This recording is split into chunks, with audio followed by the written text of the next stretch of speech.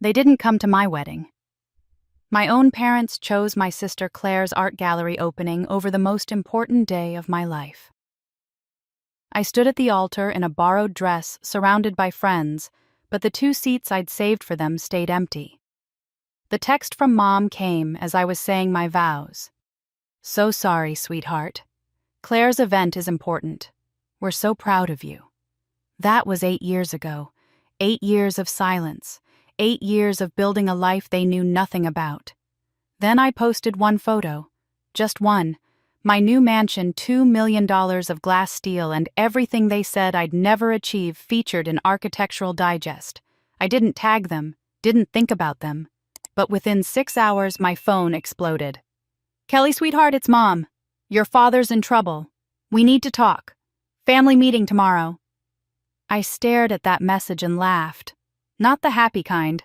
The kind that comes when you finally understand that some people only remember you exist when they need something. But here's the thing. They didn't know my success wasn't an accident. My husband, the man they never bothered to meet, died in a construction accident 8 years ago. An accident that wasn't really an accident. An accident my father's company caused and then covered up. So yes, I went to that family meeting.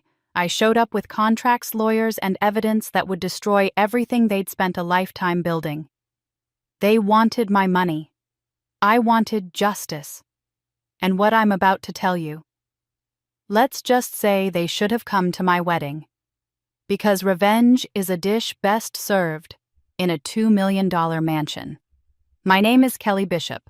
I'm 36 years old, and by every measurable standard, I've made it. CEO of Bishop Design and Build, featured in Forbes' Top 50 Women in Real Estate, owner of a $2 million mansion that Architectural Digest just photographed for their spring issue. But success, I've learned, doesn't fill the holes that family leaves behind. I stood at my downtown office window that Tuesday morning, watching the city wake up below me. Minneapolis stretched out in every direction, glass towers catching the early light. The Mississippi River cutting through it all like a silver thread. My reflection stared back at me from the window.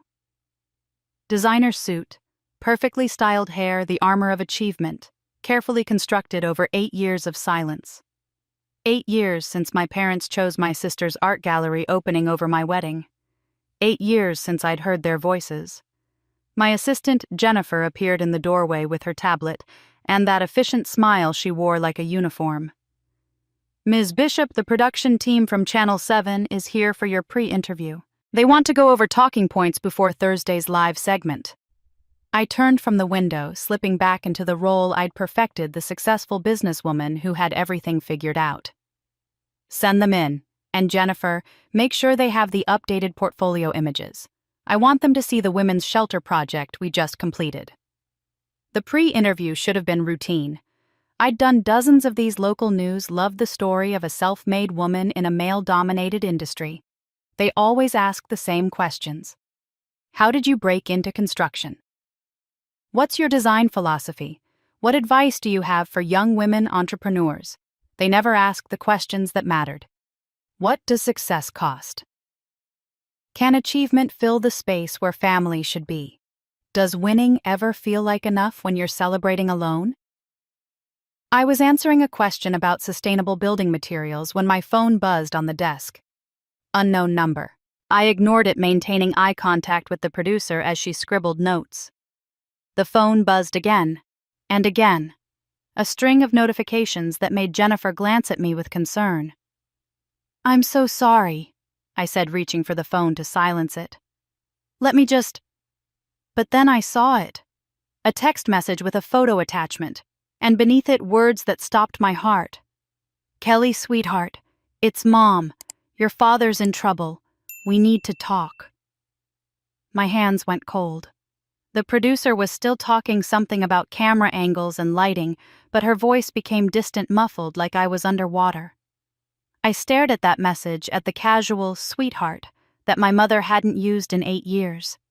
The same generic endearment she'd texted me on my wedding day before choosing Claire over me.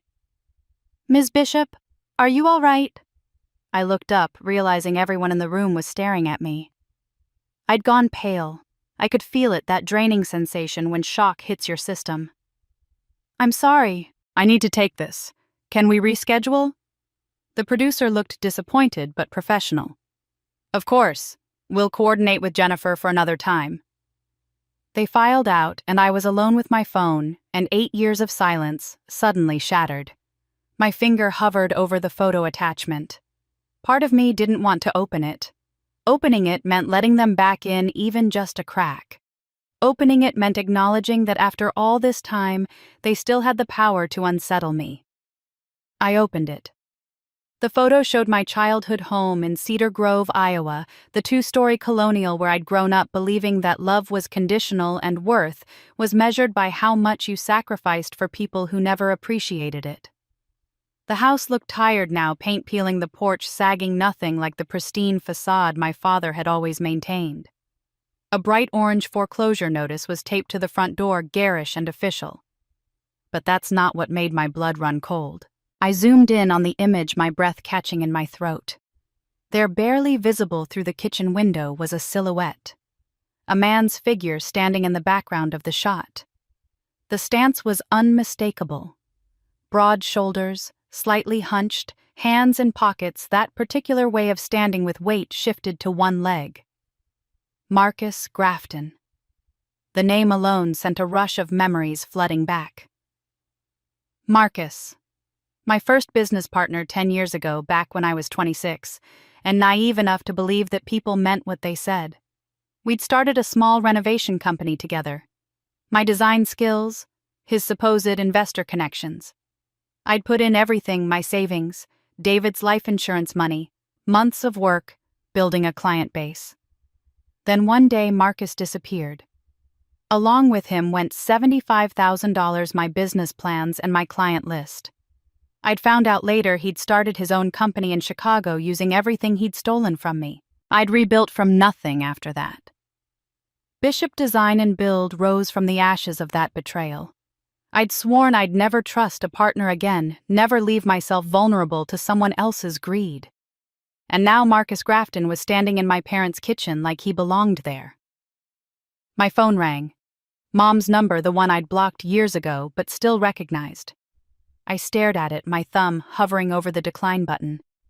Every rational part of my brain screamed at me to ignore it, to let it go to voicemail, to maintain the walls I'd spent 8 years building.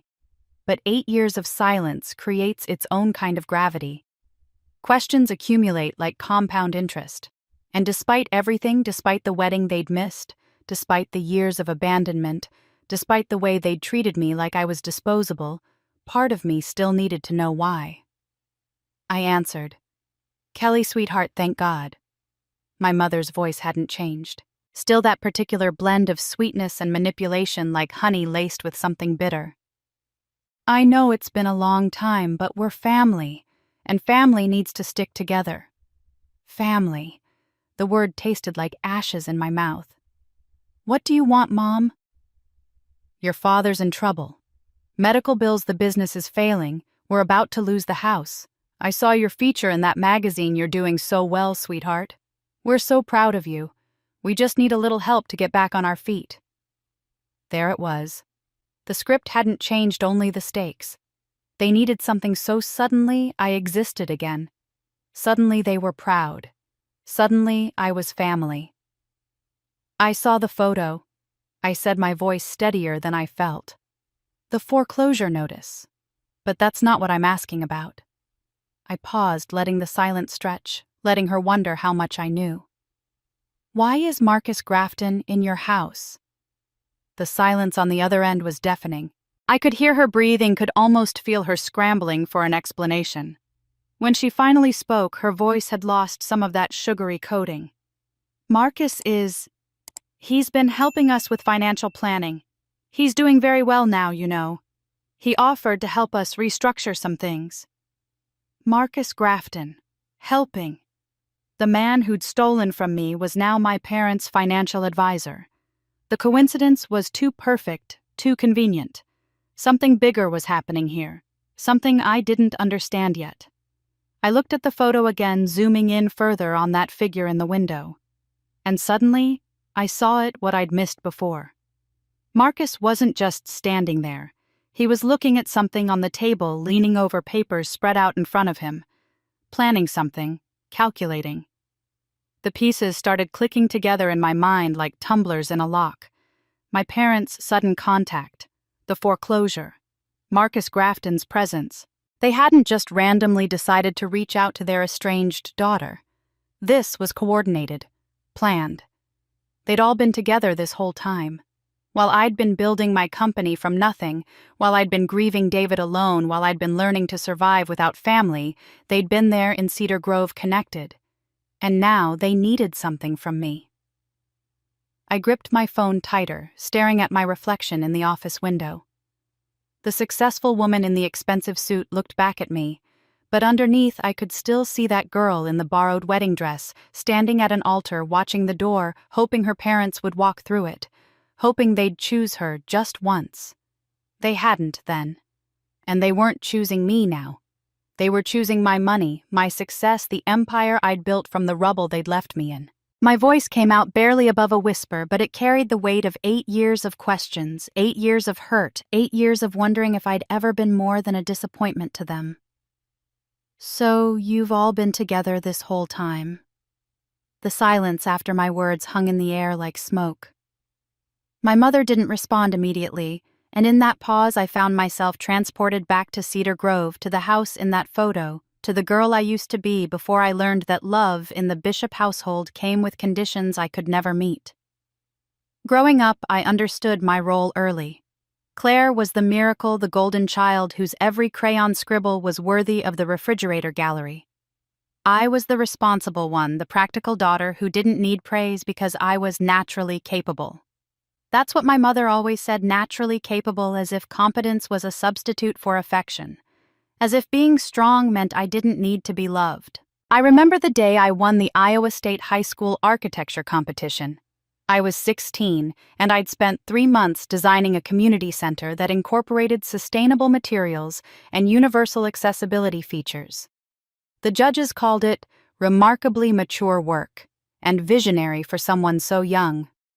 I'd won $5,000 in scholarship money and a feature in the Des Moines Register. I burst through our front door waving the certificate, my heart hammering with the kind of pure joy that only comes when you're young enough to believe your parents will share your excitement. My father was in the kitchen, keys in hand.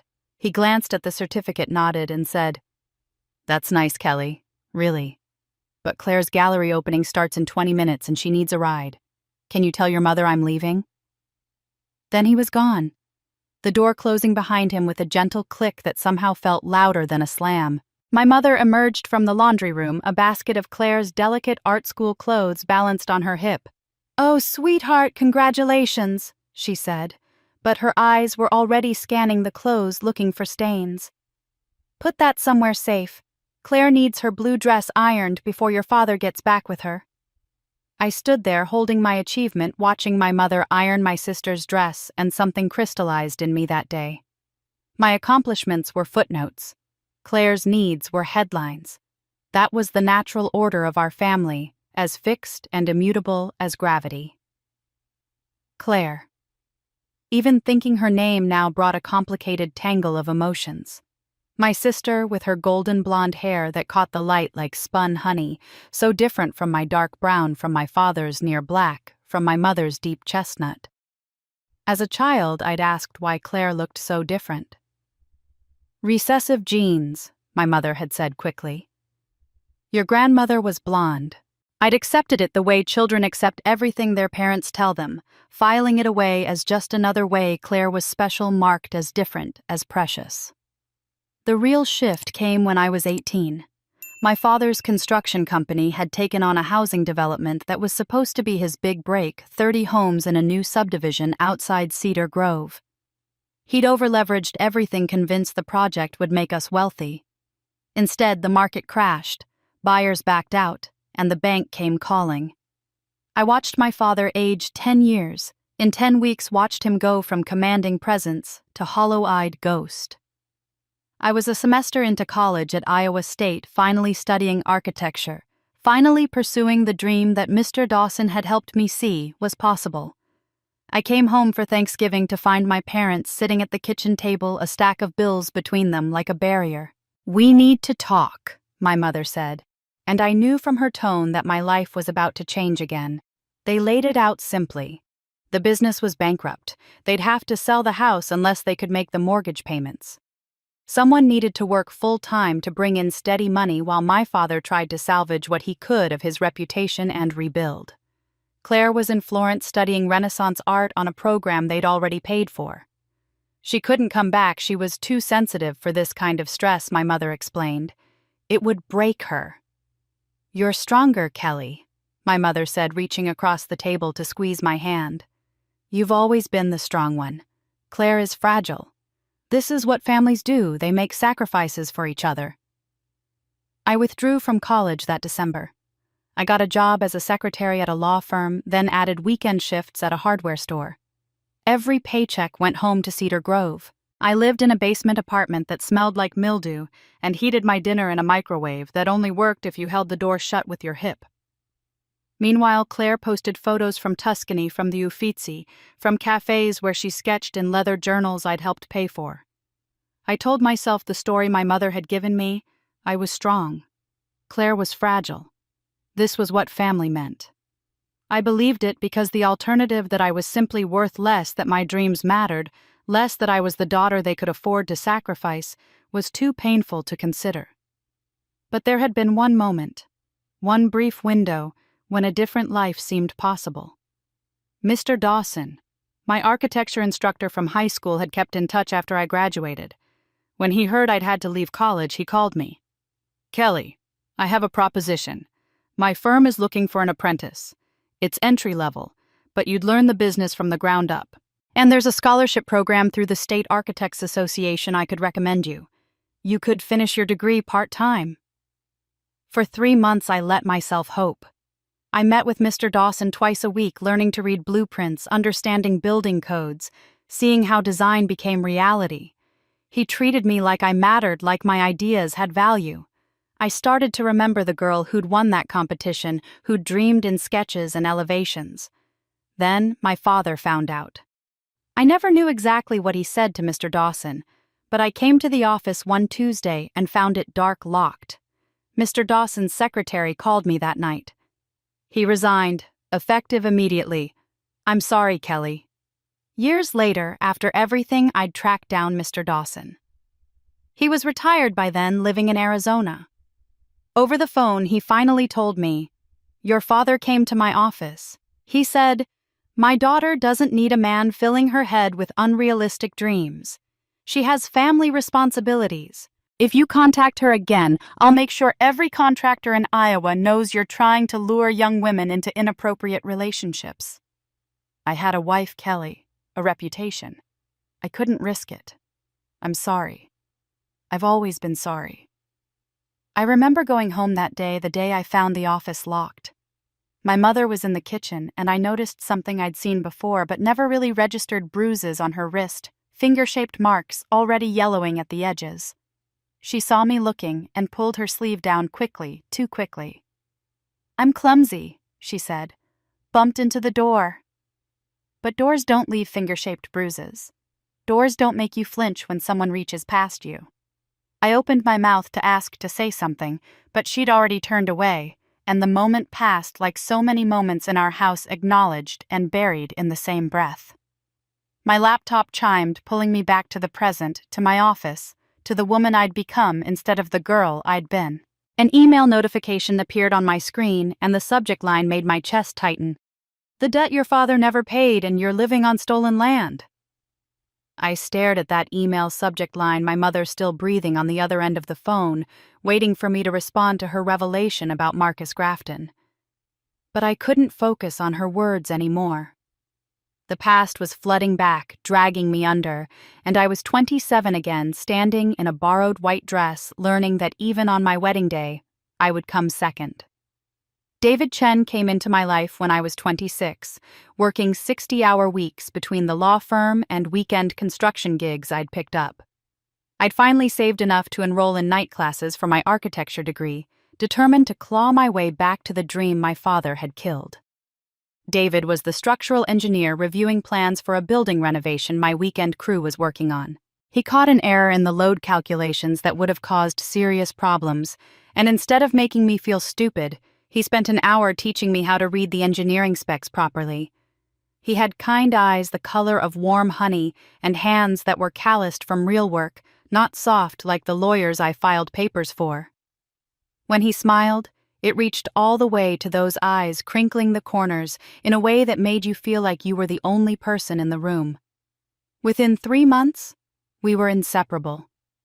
Within 6, he proposed with a simple silver band because we were both saving money for the business we planned to start together. Our wedding was going to be small, intimate, real.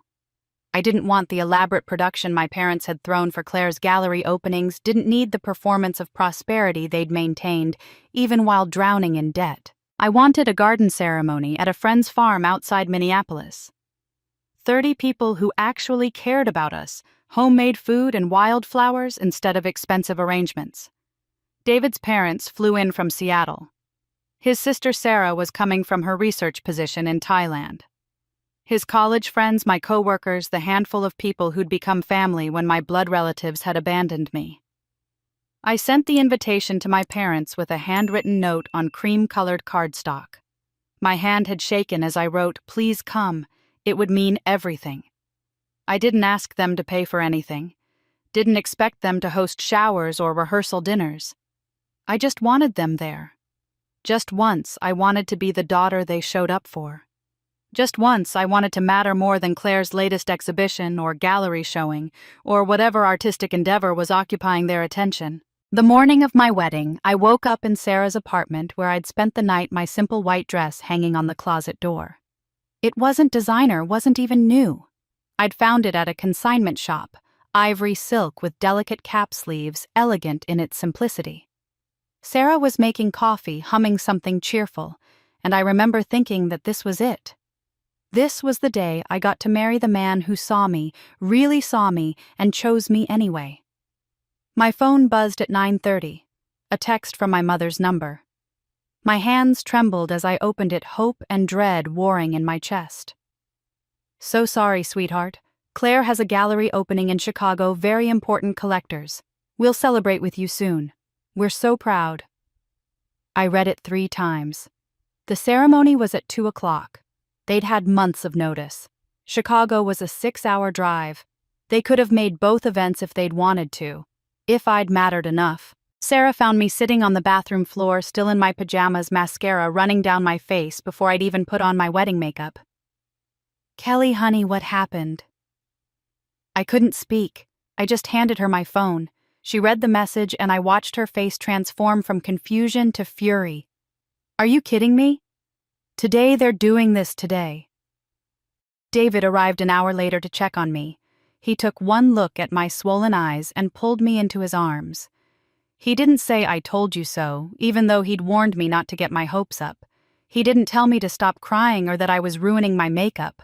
He just held me while I sobbed into his shirt, grieving not just this moment but every moment that had led to it, every time I'd been the footnote to Claire's headline. "They don't deserve you," he whispered into my hair. "If they can't see your worth, I'll spend every day showing them what they lost. I promise you that, Kelly. Every single day." We got married that afternoon, surrounded by people who chose to be there. David's mother fixed my makeup. Sarah held my bouquet and made me laugh with stories about David's awkward teenage years. Our friend Marcus, the one who'd lent us his farm, walked me down the aisle because there was no father to do it. When David took my hands at the altar, he was crying, and I realized these were happy tears. Clean tears, nothing like the bitter ones I'd shed that morning. At the reception, as the sun set golden over the fields, and our friends danced to music from someone's playlist, David pulled me away from the crowd. We stood under an oak tree, my head on his shoulder, and he said something I would replay in my mind 1,000 times in the years to come. "One day, they'll realize what they've done. And when they come back, and they will, you'll be so far beyond them, they won't recognize the woman you've become. I promise you that." I laughed, but it was watery broken. "That's a nice dream." He tilted my chin up to look at him, his expression serious in a way I rarely saw. "It's not a dream, Kelly. It's a plan. We're going to build something together. Something so solid and true and successful that everyone who doubted you will have to acknowledge what you've become. Not for their approval, but so you can see yourself the way I see you." That night after the dancing had ended and we'd said goodbye to our guests, I checked Facebook one last time. I don't know why I did it. Some self-destructive impulse maybe, or the need to confirm what I already knew. My mother had posted photos from Claire's gallery opening in Chicago. Beautiful people in expensive clothes, Claire glowing in a red dress, champagne glasses raised. And there in the caption were the exact words from her text to me. "So sorry we couldn't be everywhere at once today. Claire's gallery opening was incredible. Very important collectors. We're so proud." The same text, word for word. She'd copied and pasted it, sending the same generic message to both daughters for completely different occasions. I wasn't even worth original words. I was a checkbox on her list of obligations handled with the same message she'd posted publicly about the event she'd actually attended. I closed the laptop and looked at David asleep beside me. He'd kept his tuxedo pants on but lost the jacket and tie, too exhausted to change completely. Even in sleep, he had one arm stretched toward my side of the bed, always reaching for me.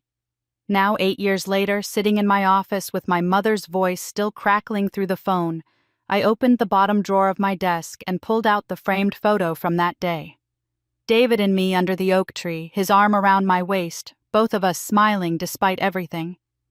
You could see the empty chairs in the background if you looked closely, the seats I'd saved that stayed vacant. I touched David's face in the photo, my finger tracing the line of his jaw, and whispered the words he couldn't hear. "You were right, David. They came back, but you're not here to see it." My mother was still talking on the phone, something about medical bills and desperation, but I wasn't listening anymore. I was back in that hospital corridor, fluorescent lights buzzing overhead, the smell of antiseptic burning my nostrils. A police officer asking me to identify my husband's body. The memory hit me like it always did, sudden violence stealing my breath. We'd had 13 months. 13 months of the kind of happiness I didn't know existed, the kind that feels almost mundane in its everyday beauty. David and I rented a cramped, one-bedroom apartment in northeast Minneapolis, the kind of place where you could hear your neighbors' conversations through the walls and the radiator clanked all winter. But it was ours. We'd painted the living room a soft gray together, argued cheerfully about whether to buy the expensive coffee maker or save the money, stayed up late sketching plans for the design build firm we'd launch once we had enough capital. David worked for Midwest Structural Engineering, taking on bigger projects as his reputation grew. I was finishing my degree while working part-time for a small architecture firm, learning the business side I'd need. Every Friday night, we'd order Thai food and spread our financial spreadsheets across the coffee table, calculating how much longer until we could afford to go out on our own. We were so close. Another year, maybe 2, and we'd have the seed money and the client base to make it real. Then came Riverside Tower, a 15-story mixed-use development downtown. It was the biggest project David had ever been assigned to, and he was thrilled.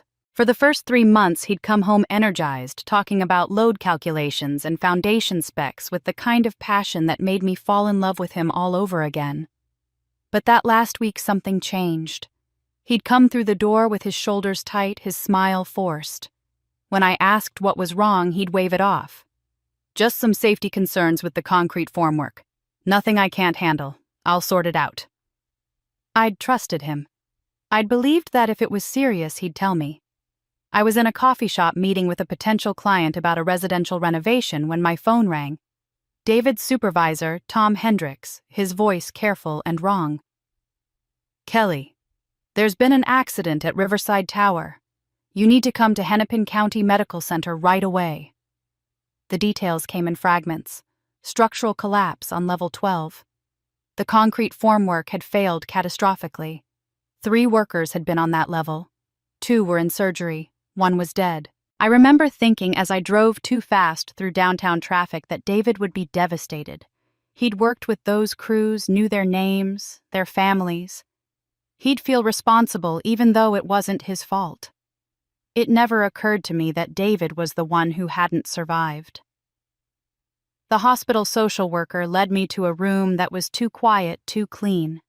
They'd laid him out on a gurney with a sheet pulled up to his chest. His face was unmarked peaceful, almost like he was sleeping.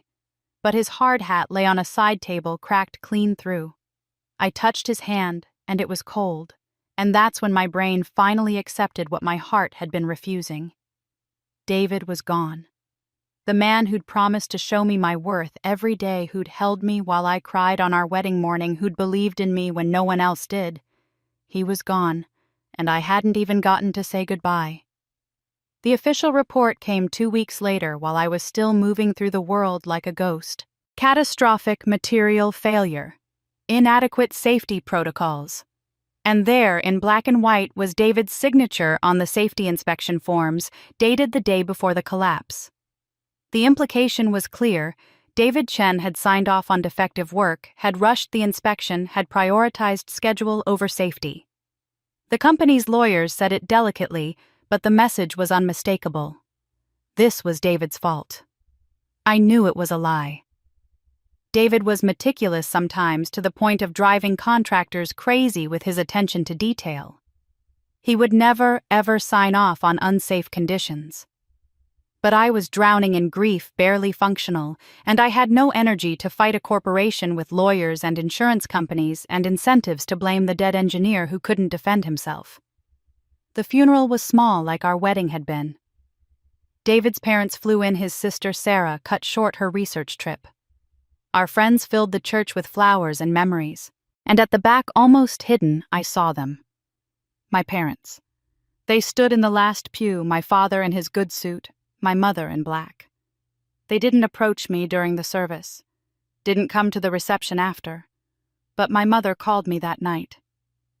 "Kelly, I'm so sorry for your loss." Her voice had that particular tone, the one that preceded a lecture. "But maybe this is a sign. You married someone we didn't know, someone who worked in a dangerous profession. This is what happens when you don't listen to family advice about who to marry.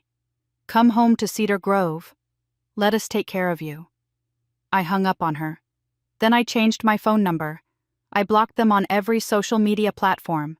I erased them from my life the way they'd always tried to erase me from theirs, reducing me to an afterthought, a problem, a disappointment. But I didn't fall apart. I couldn't afford to. David's life insurance paid out $150,000. It felt obscene putting a price on his life, but I knew what he'd want me to do with it. I enrolled in a construction management certificate program. I networked with every contractor, architect, and engineer who'd worked with David. I learned building codes and business licensing and how to read the kind of contracts that could bury you if you weren't careful. Within 18 months, I'd launched Bishop Design and Build. Within 3 years, we'd completed our first major project.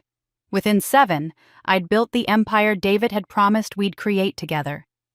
Last week, preparing for that television interview, I'd been going through old files and found a box of David's belongings from his office. His coffee mug with the engineering joke nobody else found funny, a framed photo of us. His daily planner. And at the bottom, wrapped in a padded envelope, a USB drive I'd never seen before. Someone had labeled it in David's precise handwriting, "Insurance if anything happens." My hands trembled as I held it. Now my mother's voice, a distant buzz on the phone. I'd been too afraid to open it last week, too afraid of what ghosts it might contain.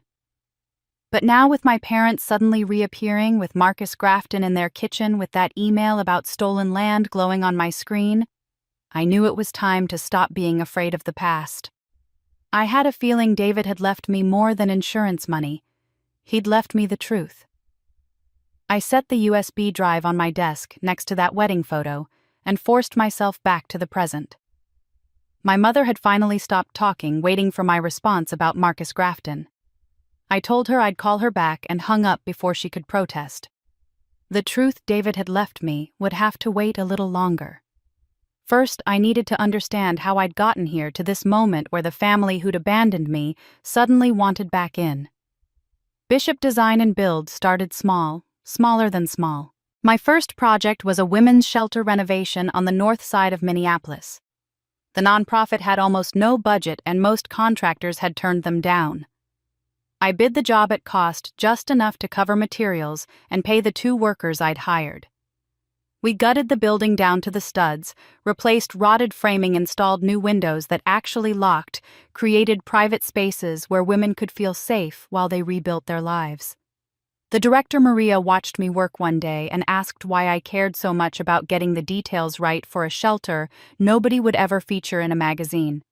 I'd looked at her, at the building, at the women moving through spaces that would protect them, and said, "Because architecture isn't just about beauty. It's about creating environments where people can heal." She'd nodded slowly, understanding something I hadn't fully articulated even to myself. That project led to another, then another. Word spread that Kelly Bishop built spaces with intention, that she understood trauma in a way most architects didn't. My specialty became what I eventually termed trauma-informed architecture, designing buildings that acknowledged the psychological needs of their occupants. Shelters with multiple exits so people never felt trapped. Therapy centers with natural light and sound dampening. Community centers with clear sightlines and spaces that could be both open and intimate. The work was deeply personal, though I never told clients why. Every building I designed was a rebuke to the house I'd grown up in, where love was conditional and safety was an illusion. Every space I created for healing was the space I'd never had. Every woman I helped house was the girl I'd been sacrificing everything for, a family that saw her as disposable. I worked 18-hour days, learned to read contracts that could destroy you, understood material costs and labor negotiations and building codes until I could recite them in my sleep. By year 5, I employed 30 people and we'd completed projects worth $20 million. By year 7, we'd hit $50 million in completed work, and architecture journals were calling me the Phoenix Architect, the woman who rose from tragedy to build something meaningful. I never mentioned my family in interviews, never spoke about my past beyond the basic facts: widow, self-made, passionate about creating spaces that serve vulnerable populations. My success needed no backstory, no context from the people who'd tried to keep me small. The company was my vindication, proof that I'd never needed them, that everything they'd said about me being naturally capable but unremarkable was a lie they'd told to justify their neglect. At 35, I designed the house David and I had dreamed about during stolen lunch breaks when we were planning our future. We used to sketch on napkins at the Thai restaurant near his office, imagining a home full of light and clean lines, eco-friendly systems, a workshop where David would build furniture and I'd draft plans. I'd kept one of those napkins, David's architectural sketch, barely legible, but full of hope. The house cost $2 million and embodied every principle I'd learned about creating spaces that nourish rather than diminish. Floor-to-ceiling windows facing south for passive solar gain. Reclaimed materials throughout. A workshop in the basement that I never used because the man it was meant for would never fill it with sawdust and laughter. In my private journals, I called it the house that love built, though love had also left it empty. When Architectural Digest reached out requesting a feature, my first instinct was to refuse. The house was private, personal, a memorial to a marriage that ended too soon. But my marketing director, Amanda, made a compelling case. Think of all the people who'll see what's possible. Young women who think they can't succeed in this industry. People rebuilding after loss. Your story could inspire them. I agreed, thinking it would reach strangers who might need hope. I never imagined it would reach Cedar Grove, Iowa. Amanda posted the Architectural Digest photos on our company Facebook page on a Tuesday morning. Professional shots of the soaring living room, the kitchen where light poured through skylights, the workshop David would never use. Within an hour, 100 shares. By noon, 1,000. By evening, 10,000 people had shared my home across the internet, and the comments overflowed with congratulations and amazement. Then I saw it. Nestled among the genuine responses from strangers, one comment that made my hands start shaking. "We're so proud of you, sweetheart mom." The same words. The exact phrase from my wedding text, from Claire's gallery posts, from every half-hearted acknowledgement my mother had ever given. I clicked on her profile with fingers that felt numb. There they were, my mother, my father, Claire. All of them commenting on my success, sharing my photos, suddenly proud of the daughter they'd erased from their lives. My father's comment, "Always knew our Kelly would do great things." Claire's, "My amazing sister," with 3 heart emojis.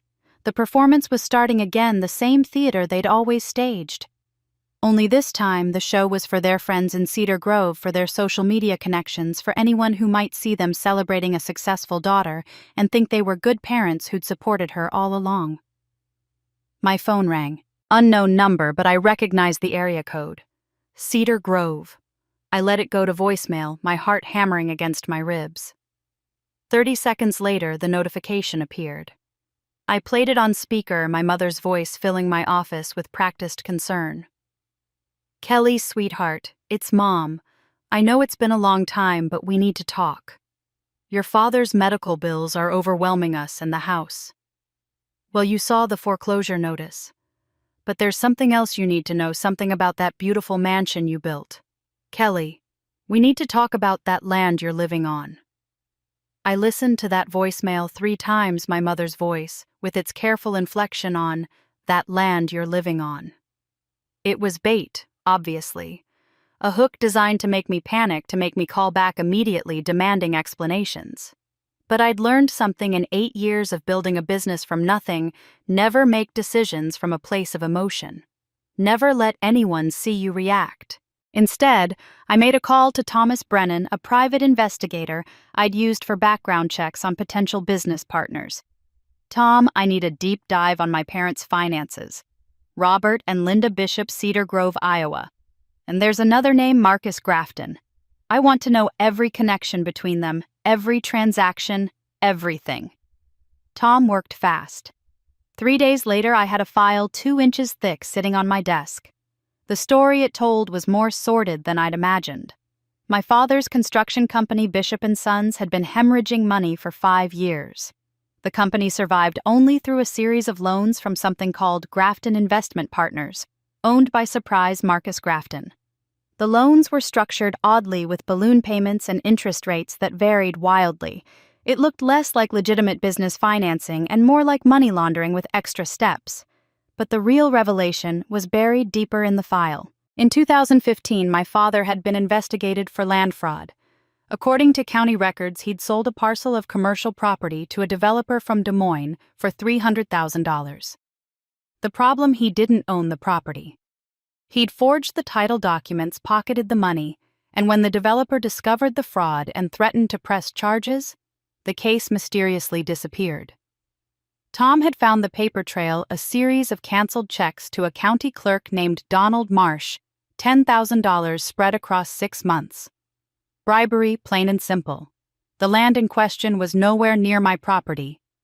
My house sat on land I'd purchased legitimately from a family trust with clear title and proper surveys. The email thread about stolen land had been exactly what I'd suspected: a lie designed to destabilize me, to make me doubt my own success, to drag me back into their orbit off balance and defensive. I was digesting this information, planning my next move, when my phone buzzed with a message request on Facebook. Claire. I almost ignored it. We hadn't spoken in 8 years, but curiosity won. "Don't come home if it's about money. They'll bleed you dry like they did me. I have nothing left. They've chosen their path and I can't save them anymore. Please, Kelly, just stay away." I read it twice, surprised by the admission. The golden child confessing she'd been drained too. Part of me felt a flicker of something that might have been sympathy. But then I noticed the phone number attached to Claire's Facebook profile visible in her account settings. I ran it through a reverse lookup. The phone was registered to Grafton Investment Partners. Claire was either complicit in whatever scheme they were running, or she was being used so thoroughly she didn't even realize her phone was a company asset. Either way, the warning felt less like sisterly concern and more like a chess move I didn't fully understand yet. I sat in my office that evening looking at the evidence spread across my desk. The fraud, the bribery, the connections to Marcus Grafton, my parents' financial desperation, and David's USB drive still sitting there, still unexamined because some part of me was terrified of what truth he'd left behind. I could have ignored all of it. Could have blocked their numbers, deleted their comments, gone back to the life I'd built where they didn't exist. That would have been the smart choice, the safe choice. But I'd spent 8 years wondering why. Why they'd chosen Claire over me. Why they'd sacrificed my education for hers. Why they'd missed my wedding. Why they'd blamed me for marrying David as if his death was my punishment for not obeying them. And now they were connected to the man who'd betrayed me, who might be connected to David's death, and they had the audacity to reach out asking for money while threatening me with lies. I wanted answers. And maybe if I was honest with myself, I wanted them to see what I'd become without them. I wanted them to understand what they'd thrown away when they decided I was the disposable daughter. I packed a bag. Not because I felt obligation or love, but because I was done wondering. I was done letting them be the unknown variable in the equation of my life. I loaded my briefcase with copies of everything Tom had found, the loans, the fraud evidence, the bribery paper trail. I packed David's USB drive, though I still couldn't bring myself to open it. Whatever was on there felt like a weapon I should save for the right moment. The drive to Cedar Grove took 4 hours. I watched the landscape change from urban Minneapolis to agricultural Minnesota to the rolling hills of eastern Iowa. Each mile felt like traveling backward through time, shedding layers of the person I'd become, until I was just Kelly again, the girl who'd never been enough. I passed the Welcome to Cedar Grove Population 7842 sign at dusk. The town looked exactly the same grain elevator, the same main street with its antique stores and coffee shop, the same church where I'd sat through Sunday services, learning that good daughters were obedient daughters. Nothing had changed here. But I had. I pulled into the driveway of my childhood home as the last light was fading from the sky. The house looked worse in person than in the photo paint-peeling gutters sagging the porch steps that my father had always kept immaculate, now visibly rotting. This was what desperation looked like. But it was the figure on the porch that made my breath catch. Marcus Grafton, broader than I remembered but unmistakable, shaking hands with my father like they were old friends finalizing a business deal. My father in his wheelchair, oxygen tank beside him, but his grip on Marcus's hand firm and familiar. These weren't recent acquaintances. This was an established relationship, comfortable and practiced. Marcus turned at the sound of my car, his salesman's smile already in place. Then he saw me through the windshield. For just a second, barely a heartbeat, the smile faltered. His eyes widened slightly, his hand dropping from my father's. He recovered quickly, the smile sliding back into place. But I'd seen it. He knew who I was. He'd known I was coming. And the fact that my arrival surprised him even for a second told me everything I needed to know. They'd been planning this reunion. All of it. The Facebook comments, the voicemail, probably even Claire's warning. This wasn't a desperate family reaching out to an estranged daughter. This was a carefully orchestrated play, and I'd just walked onto the stage exactly when they wanted me to. Good. Let them think I was predictable. Let them think I was still the Kelly who sacrificed everything for family approval. They had no idea who I'd become.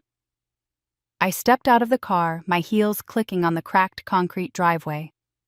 Marcus Grafton's smile had fully recovered, now stretched wide and false. My father wheeled himself to the edge of the porch, and my mother appeared in the doorway, wiping her hands on a dish towel like she'd been in the middle of domestic tasks, though I doubted she'd cooked a real meal in years. "Kelly, sweetheart." My mother descended the porch steps with her arms outstretched, and for a moment, I wondered if she actually expected me to embrace her. I stood still, letting her arms fall awkwardly to her sides. Her smile flickered, but held. "Oh, you look so successful. That suit must have cost a fortune. We've been following your career online. We're so proud of you." The words landed like stones, proud, as if pride meant anything without presence, without support, without the thousand small moments that make up a relationship. I'd built an empire and they'd learned about it from Facebook. "Let's go inside," my father said, his voice thinner than I remembered raspier. "We have a lot to discuss."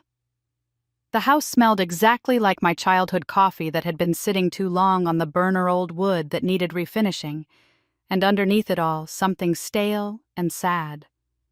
But everything looked smaller, shabbier.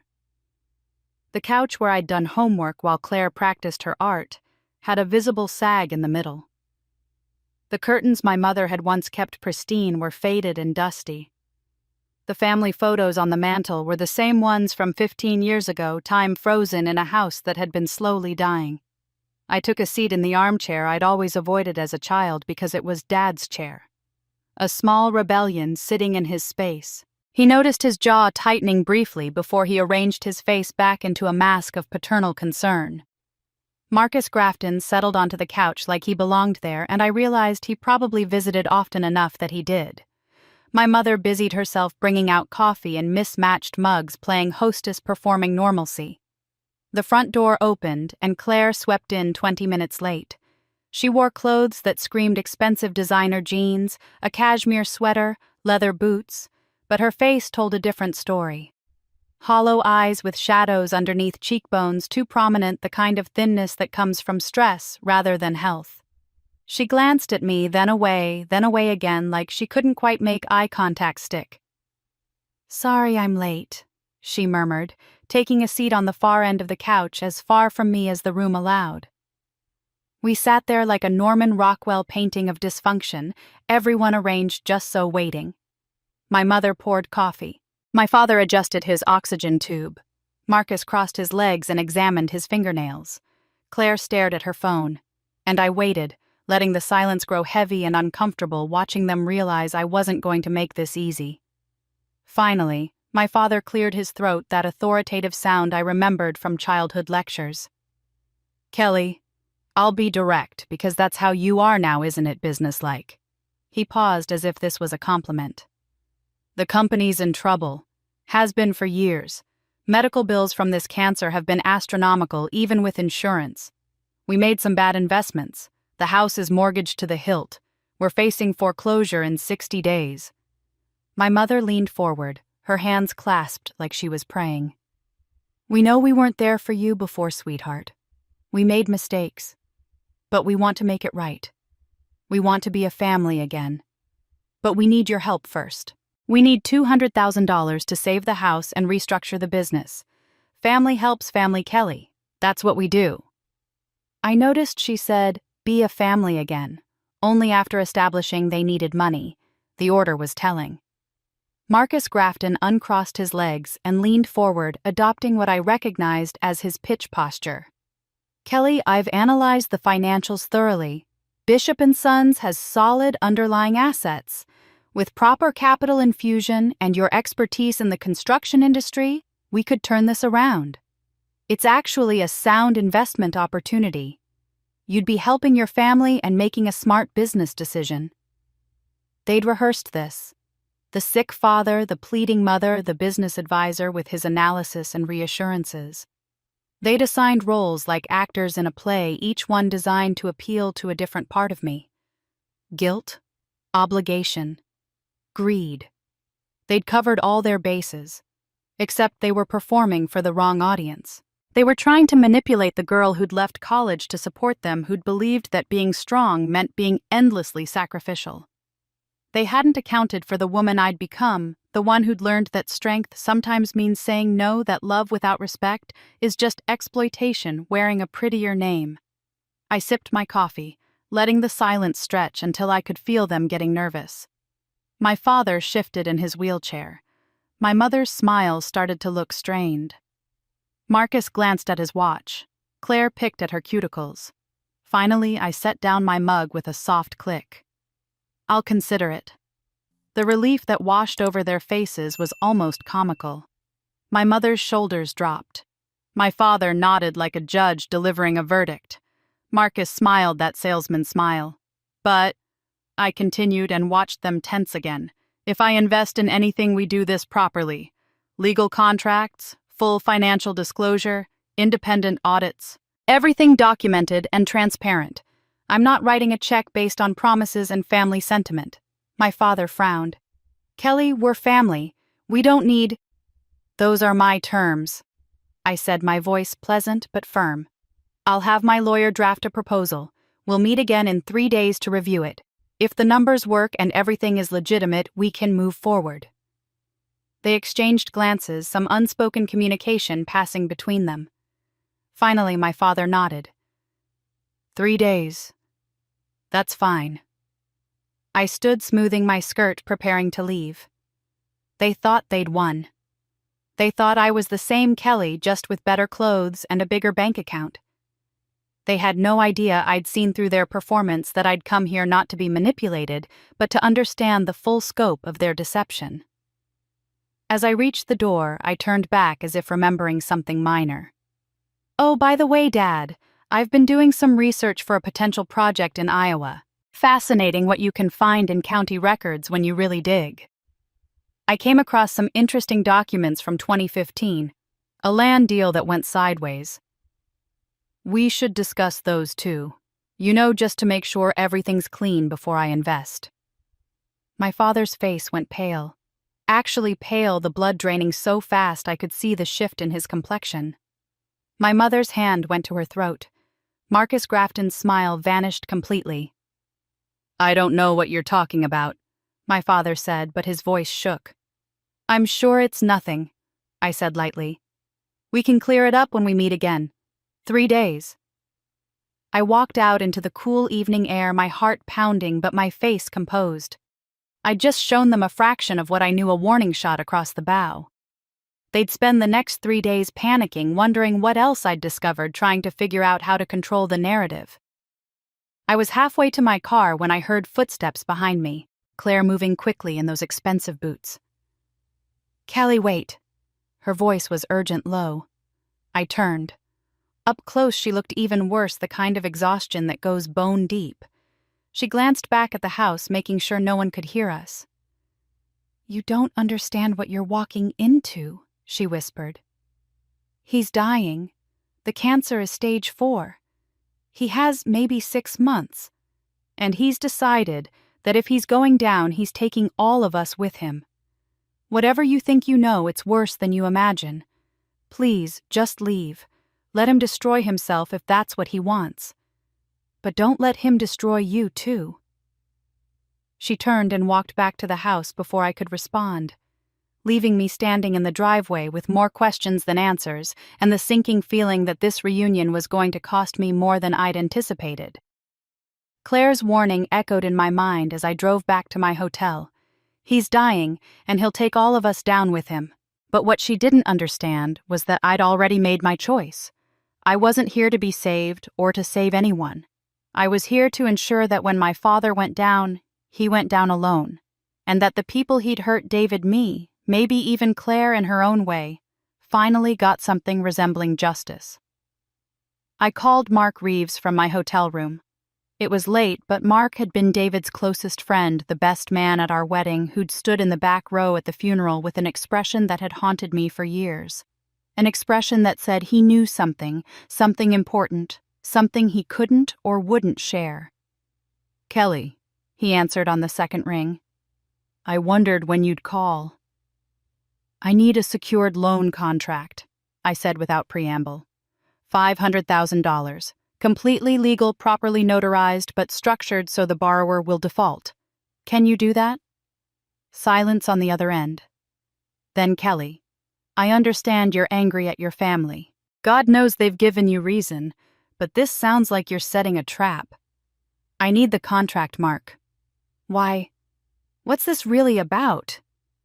I looked at David's USB drive sitting on the hotel desk, still unopened, still waiting. They let David die to save their reputation. I found his USB drive. I know everything. The silence that followed was different, heavier. When Mark spoke again, his voice was rough. You watched it. Not yet, but I will. Tonight. And then I'm going to make sure everyone who played a part in covering up what happened to him faces consequences. Legal, documented, ironclad consequences. Are you going to help me or not? Another pause. Then, I'll draft it. But Kelly, are you sure you want to become what you hate? Your father destroyed people to protect himself. If you do this, how are you different? His words stung because they were meant to. I'm not becoming anything, Mark. I'm simply holding them accountable for once in their miserable lives. There's a difference between justice and cruelty. I'm offering them money they desperately need. If they manage their business properly, they can repay the loan. If they can't, then they lose assets they would have lost anyway to foreclosure. I'm just ensuring I'm the one holding the deed when they fail. Mark sighed. 12-month term house and business assets as collateral with default triggers based on revenue thresholds. I'll build in requirements for monthly financial reporting and penalties for missed payments. If they're running the business legitimately, they'll be fine. If they're not, exactly. Email me the draft by tomorrow morning. Mark's contract arrived at 6 a.m., and it was perfect. The loan terms looked generous on the surface, low interest rate, reasonable monthly payments, enough capital to solve their immediate crisis. But buried in the terms were requirements my father's failing company couldn't possibly meet: maintain monthly revenue above $75,000, provide audited financial statements, quarterly maintain all business licenses and insurance in good standing, and prohibit any additional secured debt without written consent. I knew from Tom's investigation that my father's company hadn't hit $75,000 in monthly revenue in 2 years. I knew his business license had multiple violations pending. I knew he'd already taken out secondary loans from Marcus Grafton that he couldn't possibly repay. This contract gave him hope while ensuring his failure. 3 days later, I returned to Cedar Grove with Mark and a notary public. My parents were waiting in the living room, my father looking even frailer than before, my mother's hands twisting nervously in her lap. Marcus Grafton was there too, playing his role as trusted advisor. Mark spread the contract across the coffee table. "This is a secured loan agreement for $500,000, he explained in his professional voice. "Standard terms, 12-month repayment schedule with the house and business assets serving as collateral. There are some reporting requirements and performance benchmarks, but nothing unusual for a loan of this size." My father reached for the document with shaking hands, but Marcus intercepted it first, scanning the pages quickly. Too quickly. He was looking for obvious traps for language that screamed danger. But Mark had been brilliant. Everything looked standard templates pulled from legitimate lending agreements. The poison was in the details and the numbers that seemed reasonable on paper but were impossible in practice. "Looks fine to me," Marcus said, passing it to my father. "Very fair terms, actually. The interest rate is below market." My father flipped through the pages, barely reading. He was desperate dying, and desperate dying men don't read fine print. They grab lifelines and hope. "Where do I sign?" he asked. Mark pointed to the signature lines, and my father signed without hesitation. My mother signed as co-borrower. Marcus signed as witness. The notary stamped everything official. Mark set up his phone to record, explaining it was standard documentation for tax purposes, and everyone nodded, smiling for the camera as they signed away everything they owned. My mother was crying when she hugged me, actual tears streaming down her face. "Thank you, sweetheart. You've saved us. I knew you'd come through. You're such a good daughter." My father gripped my hand with surprising strength. "I knew you'd come through, Kelly. You always do. That's what family means." I smiled, but the expression felt frozen on my face, a mask I was wearing to get through this performance. "Of course, Dad. Family helps family." Mark handed everyone copies of the signed agreement, and we left with the originals safely in his briefcase. As I drove away from that house, I felt nothing. No triumph, no guilt, no satisfaction. Just a cold certainty that I'd set something in motion that couldn't be stopped. I made 3 phone calls from my car. The first was to the Iowa State Licensing Board, filing a formal complaint about safety violations at Bishop & Sons. I provided documentation Tom had uncovered: failed inspections, expired insurance, OSHA complaints that had been ignored. The complaint was anonymous, but it was backed by enough evidence to trigger a formal investigation. The second call was to the IRS tip line. I reported suspicious business deductions, inflated expenses, possible tax fraud. I provided account numbers, dates, amounts. Everything Tom had found in those financial records my father had been foolish enough to disclose. The third call was to Rachel Morgan, a journalist I'd met at a construction industry conference. She specialized in exposing corruption and safety violations. Rachel, I have a story for you about a construction company that's been operating with expired licenses, falsified safety reports, and a history of fraud. Interested? She was very interested. I wasn't just collecting a debt. I was dismantling them piece by piece using the systems they'd spent years circumventing. My father thought he could bribe his way out of consequences, threaten people into silent sacrifice, whoever was convenient to protect himself. I was going to show him what happened when someone fought back using truth instead of lies, legal channels instead of corruption. That night alone in my hotel room, I finally opened David's USB drive. My hands shook as I clicked on the single video file dated the day before he died. The screen filled with David's face, and I had to press my hand over my mouth to keep from crying out. He looked so young, so worried, so alive. "Kelly," his recorded voice said, and my heart broke all over again. "If you're watching this, I'm gone, and you need to know who's really responsible." David's face filled my laptop screen, and the world narrowed to just him and me, separated by 8 years and the unbridgeable distance between life and death. He looked exhausted, his eyes red-rimmed like he hadn't slept. Behind him, I could see our apartment, the kitchen where we'd eaten breakfast together that last morning, where I'd kissed him goodbye without knowing it was goodbye. "Kelly," he said, and my breath caught. His voice. God, I'd forgotten the exact cadence of his voice. "If you're watching this, I'm gone, and you need to know who's really responsible." He leaned back, rubbing his face with both hands in that gesture he always made when he was stressed. "I found something at Riverside Tower that I can't ignore. The concrete mixture doesn't meet code specifications, not even close. Someone switched to a cheaper supplier and falsified all the testing reports. The cylinders that are supposed to prove the concrete strength, they're fake. Someone ran tests on completely different batches and submitted those results." My hands gripped the edge of the desk so hard my knuckles went white.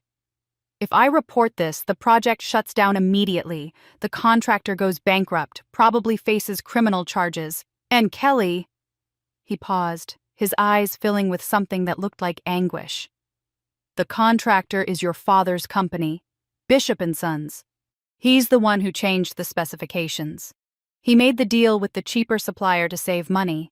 He falsified the testing documentation." The hotel room felt too small, suddenly airless. My father. David had known it was my father. "I confronted him today at the site office. David's voice broke slightly. "He begged me to stay quiet. He said it would destroy your family, that your mother needs expensive medical treatments for some condition I didn't know about, that this contract is the only thing keeping his company afloat. He said if I report him, your parents lose everything. He asked me to do it for you, Kelly, to protect you from the fallout." I wanted to reach through the screen to tell David that my father was a liar, that he'd been using me as a weapon against other people my entire life. "Don't believe him," I wanted to scream. "Don't let him manipulate you." But David was already gone, and this video was all that remained of that terrible decision he'd had to make alone. "I don't know what to do," David continued, and I could see the genuine torment on his face. "If I report him, I destroy your family. You'll lose your parents, probably whatever relationship you have with Claire. The scandal will touch you too. People will ask what you knew when you knew it. Your father made that very clear." He looked directly at the camera, directly at me across the years. "But if I don't report it, someone could die. That concrete won't hold the loads it's rated for. When they pour the upper floors, when the building is fully loaded, something could fail. And I'll have known. I'll have been complicit." The video jumped slightly, like he'd paused recording and started again. When it resumed, David's jaw was set with determination. "I'm going to the site early tomorrow morning to document everything. I'm taking photos of the concrete pours, the supplier invoices, everything. Then I'm reporting it to the building inspector and OSHA. I have to, but I wanted you to know why, in case something happens. Your father threatened me today, Kelly. He said if I ruin him, he'll make sure everyone knows you knew about the fraud too. He'll tell investigators that you were involved from the beginning, that you helped him plan it. He said he'll destroy your career before it even starts. He'll make you unemployable in this industry. Tears were streaming down my face, now hot and angry.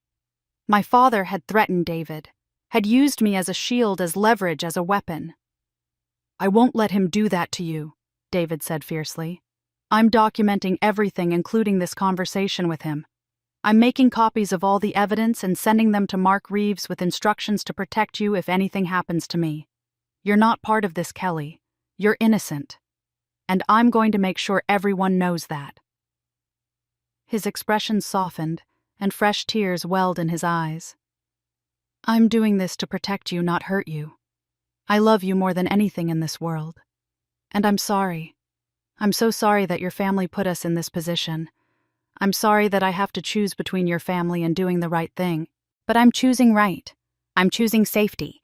I'm choosing integrity. Because that's what you'd do. That's what you'd want me to do, even if it costs us everything. He reached toward the camera and the video ended abruptly. I checked the timestamp through my tears. 6:47 a.m. on the day he died. The collapse happened at 7:15 a.m. I played it again, and again, and again. Each time, David's words carved themselves deeper into my understanding. He'd gone to the site to document my father's fraud. He'd been there early before the work crew arrived, taking photos and gathering evidence. And while he was there, the structure collapsed. My father's company had blamed David. I remembered the official report now with horrible clarity. Structural engineer David Chen signed off on inadequate safety measures. They'd produced documents with his signature. Everyone believed it because why would a company destroy its own engineer's reputation unless he was truly at fault? But David hadn't signed off on anything. My father had forged those documents after David died. He'd taken the man who was about to expose his fraud and turned him into the scapegoat. He'd destroyed David's reputation to save his own. And he'd done it while standing in the back of the funeral, watching me grieve, letting me believe that my husband's death was a terrible accident, an act of God, a tragedy with no villain. I'd spent 8 years mourning David, while my father had spent 8 years protected by David's silenced voice, protected by the lie he'd constructed from my husband's corpse. The cold fury that had been building in me since I'd received my mother's phone call crystallized into something harder, sharper. This wasn't about revenge anymore. This was about truth. About ensuring that David's death meant something, that his choice to do the right thing wasn't erased by my father's corruption. I reached for my phone to call Mark to tell him I'd finally watched the video, to ask what we could do with this evidence after 8 years. But before I could dial, my phone buzzed with a news alert. Federal agents raid local investment firm in fraud investigation, Marcus Grafton taken into custody. I clicked on the article, my heart pounding. FBI agents had raided Grafton Investment Partners' offices in Chicago early this morning. Marcus Grafton had been arrested on charges of securities fraud, wire fraud, and money laundering. The article mentioned a multi-year Ponzi scheme, falsified investment returns, and several co-conspirators who had not yet been named. Several co-conspirators. I thought about the loans from Marcus to my father's company, the strange payment structures, the way Marcus had been sitting in my parents' living room like family. The phone registered to his company that Claire was using. Marcus Grafton hadn't just betrayed me 10 years ago when he stole from our startup. He'd been running a much larger operation, and my father had been part of it.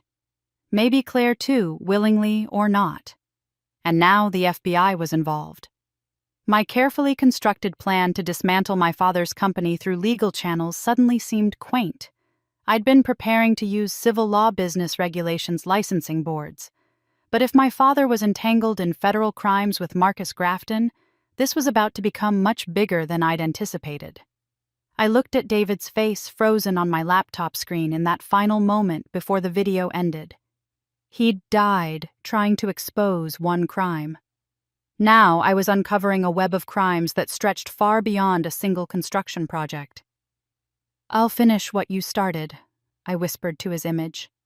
"I promise you, David, everyone who played a part in this is going to face consequences. Every single one of them." My phone rang. Mark Reeves. I answered immediately. "Kelly, are you watching the news?" "Just saw it. Marcus Grafton." "There's more. The FBI wants to talk to anyone who's had financial dealings with Grafton in the past decade. That includes your parents. Kelly, if your father took money from Grafton's operation, he's not just facing business fraud charges. He could be part of a federal case." I smiled, and it felt like ice spreading across my face. "Good. Let them investigate. I have a video I need to send you. Something David recorded the day before he died. I think the FBI is going to be very interested in what he had to say." The Marcus Grafton story exploded across the news cycle like a bomb. Within 48 hours, every major outlet was covering it. Securities fraud, money laundering, a Ponzi scheme that had been operating for 7 years, stealing from retirees and pension funds. The FBI had seized his offices, frozen his accounts, and arrested 3 of his associates. But the detail that made my blood sing was buried in the 3rd paragraph of the Chicago Tribune article. Investigators had discovered that Grafton Investment Partners had been using several Midwestern construction companies as laundering operations, creating fake contracts and inflated invoices to move money through seemingly legitimate businesses. One of those companies was Bishop & Sons. I hadn't just tipped off the FBI months ago through Tom's carefully worded anonymous report. I'd waited watching the investigation build, knowing that timing was everything.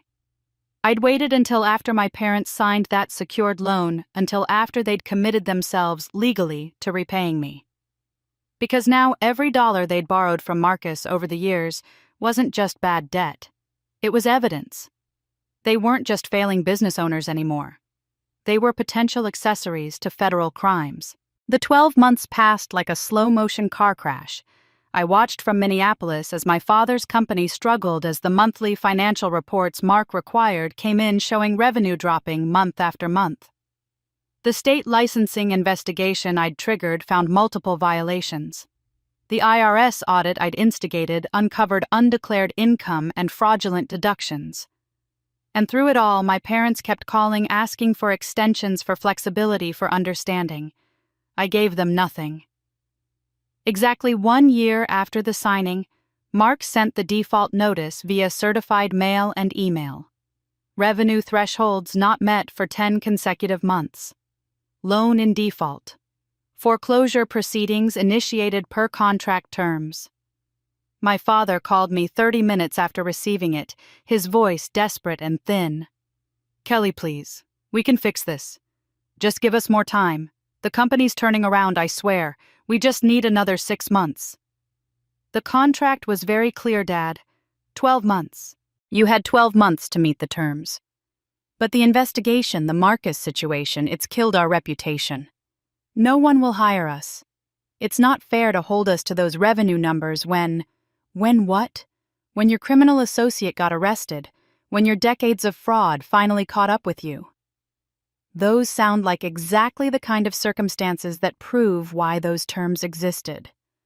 My mother grabbed the phone. "Kelly, we're your parents. You can't do this to us. We'll be homeless." "You should have thought about that before you missed my wedding. Before you let David die and then destroyed his reputation. Before you spent my entire childhood teaching me that I was worth less than nothing." My voice was calm cold. "The contract stands. You have 72 hours to vacate the property." Mark filed the paperwork that afternoon. The transfer was clean, legal, ironclad. All assets, the house, the business equipment, the vehicles, everything moved to my name. The bank processed it without question because every document was perfect, every signature notarized, every clause enforceable. In 72 hours, I owned everything my parents had spent their lives building. I gave them a rental allowance enough for a small apartment in Cedar Grove. I told people it was charity generosity toward family who'd fallen on hard times. But really, it was strategy. I wanted them close enough to watch what came next. Because I wasn't finished. I'd been avoiding the television interview for weeks, the one Channel 7 had been trying to reschedule since that first interrupted session. Now I called them back. "I'm ready," I told the producer. "But I have a different story to tell than the one you expected." The interview aired on a Thursday evening. I sat across from Jennifer Walsh, the veteran anchor who'd built her career on hard-hitting local investigations. She thought she was getting a feel-good piece about a successful female architect. Instead, I handed her the story of the year. I told her everything. The childhood of favoritism and neglect. The wedding my parents had skipped. The years of silence. And then, my voice steady and clear, I told her about David. About the fraud he'd discovered. About my father's threats. About the collapse that killed him and the forged documents that destroyed his reputation. I showed her papers, bank records, email printouts. And then, with her permission and full legal clearance from Mark, I played 30 seconds of David's video. Just enough. His face on the screen, his voice saying, "The contractor is your father's company. He begged me to stay quiet. He threatened me." Jennifer Walsh's professional composure cracked. "My God," she whispered. "Did the authorities know about this?" "They do now," I said. "I've provided everything to the FBI, to OSHA, to everyone who should have known 8 years ago.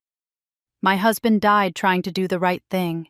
My father spent 8 years making sure no one knew what really happened. I'm making sure David's truth finally gets told." The interview went viral before it even finished airing. By the next morning, it had been shared 50,000 times. News outlets across the country picked it up. Local architect exposes father's role in husband's death. Construction fraud led to fatal collapse. Woman takes down father who destroyed her life. My parents became infamous overnight. Their names were everywhere attached to words like fraud, corruption, manslaughter. In Cedar Grove, neighbors who'd known them for 40 years crossed the street to avoid them. Their church asked them to worship elsewhere. The coffee shop where my father had held court for decades told him not to come back. I felt nothing watching it unfold. No triumph, no guilt. Just a cold satisfaction that the truth was finally public, that David's name was being cleared, that the lies were crumbling. My phone rang late that night. My mother, her voice destroyed by crying. "You've destroyed us, Kelly. Completely destroyed us. I hope you're happy." She was sobbing so hard I could barely understand her. "But you don't know everything. You don't know the whole truth about who Claire really is. And you don't know what your father did to protect you when you were 8 years old. You think you know the whole story, but you don't. You have no idea what he saved you from." The line went dead before I could respond, leaving me sitting in my hotel room with more questions than answers, and the sinking feeling that my revenge had just opened a door I wasn't prepared to walk through. My mother's words haunted me through a sleepless night. You don't know the whole truth about who Claire really is. What your father did to protect you when you were 8 years old. The phrases circled in my mind like vultures picking at the certainty I'd built my revenge upon. I'd thought I knew the whole story, thought I'd uncovered every lie. But her voice had carried the weight of secrets still buried. And it terrified me that maybe, just maybe, I'd destroyed people without understanding what had made them into monsters. At 3 a.m, I gave up on sleep and drove to Cedar Grove. The house was mine now, legally transferred, but I hadn't been inside since the day they'd signed the contract. I had the keys in my briefcase, part of the asset transfer. The house stood dark and empty, my parents having cleared out their personal belongings in the 72 hours I'd given them. I let myself in, and the silence felt accusatory. I went to my father's study, the room where he'd conducted business, where he'd probably planned the frauds that had destroyed so many lives. The desk was bare now, the shelves empty. But I remembered something from childhood, a moment when I was 12 and had walked in without knocking. My father had been crouched by the wall behind his desk, closing a panel I hadn't known existed. He'd yelled at me to get out, one of the rare times he'd shown me that much attention. I felt along the wood paneling until I found it a section that gave slightly under pressure. The panel swung open, revealing a small safe built into the wall. I tried my birthday as the combination, knowing it wouldn't work. Then I tried Claire's. The safe clicked open. Inside were papers, stacks of them, organized with the kind of meticulous care my father had applied to his frauds. Medical records dating back decades, legal documents. And on top, in a manila envelope labeled simply 1991, a laboratory report from a DNA paternity testing service. My hands shook as I read it. The test was clear, clinical, devastating. Claire Elizabeth Bishop, tested at 6 months old, showed 0 probability of paternity to Robert James Bishop. My father wasn't Claire's biological father. I did the math in my head, the timeline clicking into place with horrible clarity. My parents married in 1986. I was born in 1989. Claire in 1991. My mother had gotten pregnant with Claire sometime in 1990, and it hadn't been with her husband. But my father had known. Had known from the moment he'd ordered this test when Claire was 6 months old. And he'd stayed. He'd raised Claire as his daughter anyway, never divorcing my mother, never publicly acknowledging the betrayal. He'd loved Claire, or at least performed love so convincingly that even I, watching jealously from the sidelines, had believed it was real. I sat on the floor of the empty study, surrounded by the evidence of this ancient betrayal, and tried to understand. Why had he stayed? Why had he poured affection onto Claire while withholding it from me, his actual biological child? And then the memories started replaying with new context, like watching a familiar movie with the sound finally turned on. My father's constant gifts to Claire, the way he showed up to every one of her art shows, was that love? Or was it performance? A public display meant to prove to everyone, especially my mother, that he was the bigger person, the magnanimous husband who could forgive. My mother's desperate attempts to keep Claire happy, to shield her from any criticism or discomfort. Was that normal maternal protection? Or was it guilt? Guilt for bringing a child of infidelity into this family, for forcing everyone to live with the evidence of her betrayal. And my father's face. The expression I'd seen sometimes when he looked at Claire. I'd always interpreted it as pride. But now I wondered if it had been pain. Sadness. The look of a man confronting the daily reminder that his wife had chosen someone else, even briefly. I remembered my mother saying once during one of our rare conversations before I'd cut them off, "Your father sacrificed everything for this family." I thought she meant money, his business reputation. But now I understood. He'd sacrificed his pride, his self-respect, his relationship with his actual daughter, because every time he looked at me, did he see what he'd lost?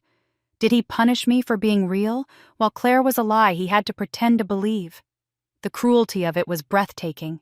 He'd made me pay for my mother's affair. He'd sacrificed his relationship with me to maintain the fiction of his marriage, to avoid the shame of divorce, to prove he was strong enough to absorb this betrayal without breaking. But he had broken. They'd all broken. And they'd broken me in the process. I pulled out my phone and called Claire.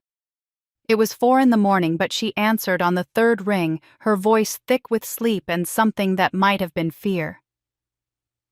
"Kelly, what's wrong?" "Did you know?" I asked without preamble, my voice rough with exhaustion and emotion. Silence. Then cautiously, "Know what?" "About Dad. About who your father really is." The silence stretched longer this time, and I could hear her breathing, could almost hear her trying to understand what I was asking. "Kelly, what are you talking about? Dad is my father. I don't understand." And in that moment, I knew she was telling the truth. Claire had no idea. She'd lived her entire life as Daddy's princess, the golden child, never understanding that her existence was both the crime that had shattered this family and the punishment we'd all been serving ever since. She was innocent. Complicit in my suffering through her ignorance, yes, but innocent of the original sin that had poisoned everything. I felt sick suddenly, violently sick. I'd destroyed Claire's life along with our parents.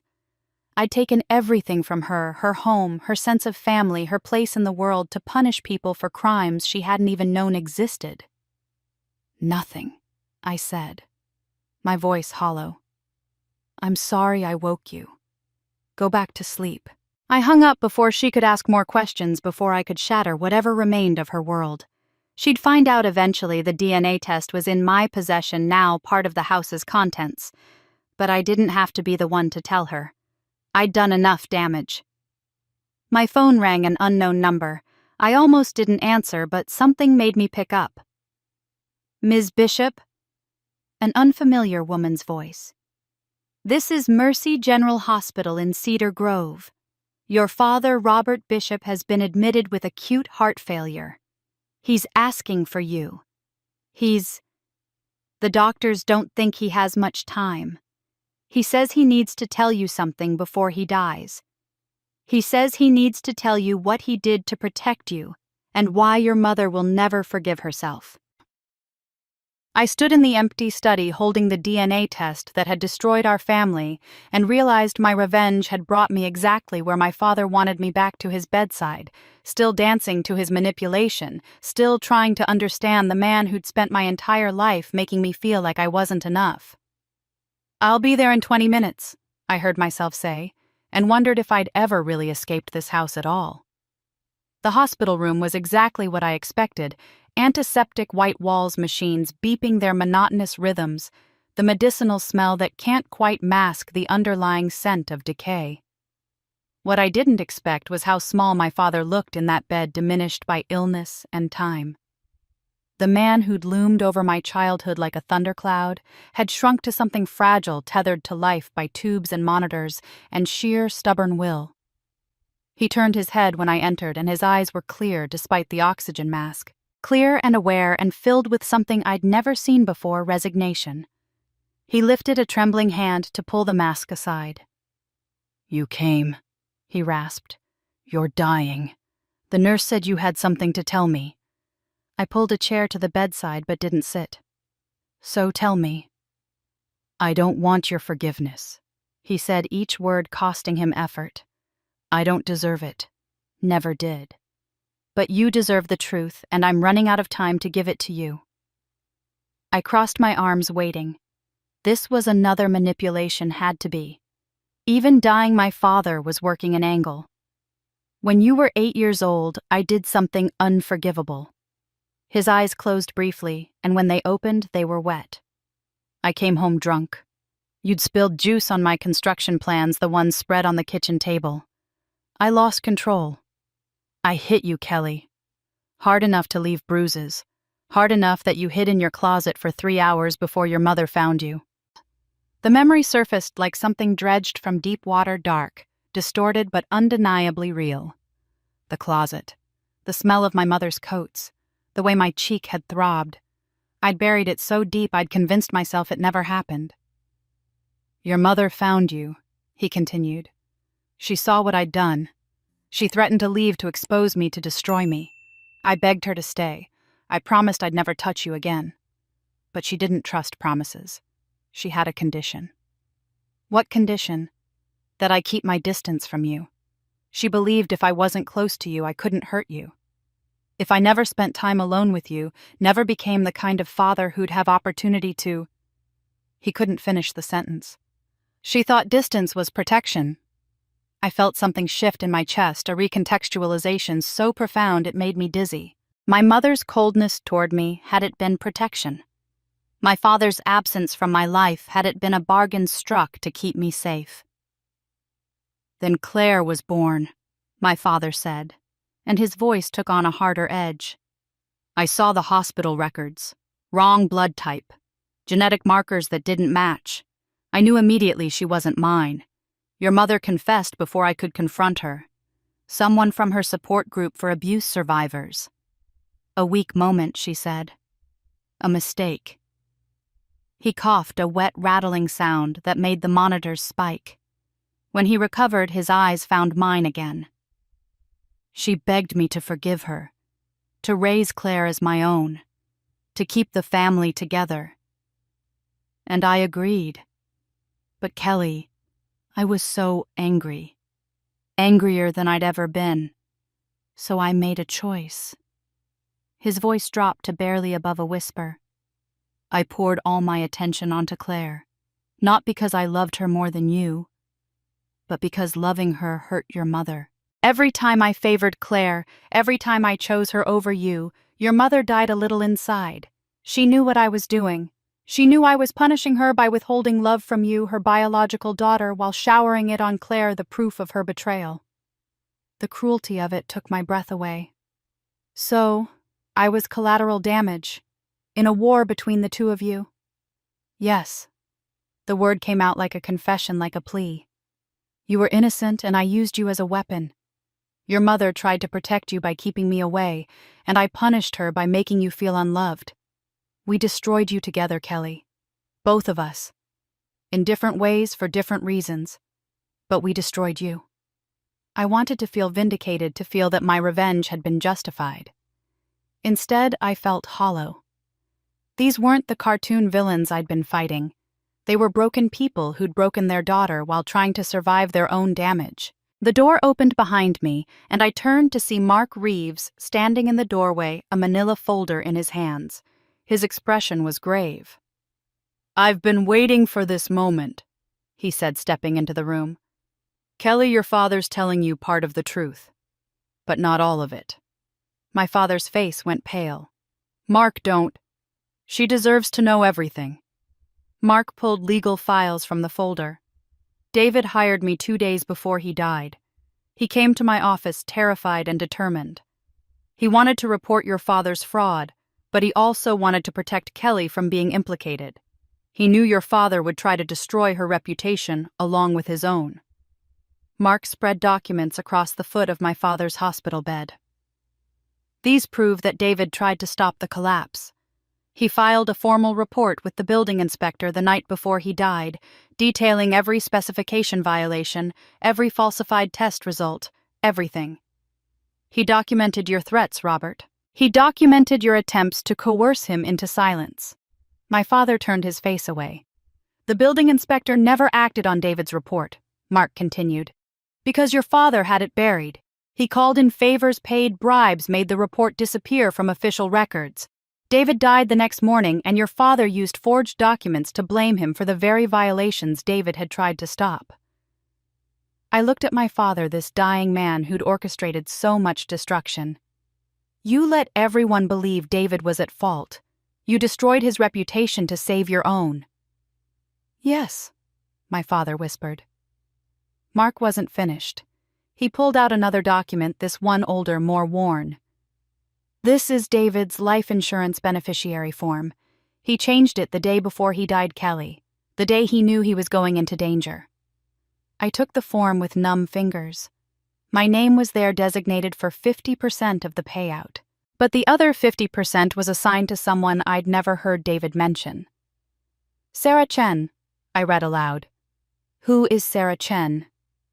"David's younger sister," Mark said gently. "They were estranged family issues he never talked about much, but he reconnected with her 2 weeks before he died. He told her everything about the fraud, about the danger. He sent her copies of all his evidence and instructions to give it to you and the authorities if anything happened to him." My heart was pounding. David had a sister. Why didn't she come forward after he died? She was in Thailand on a research fellowship. She didn't get his package for 3 months.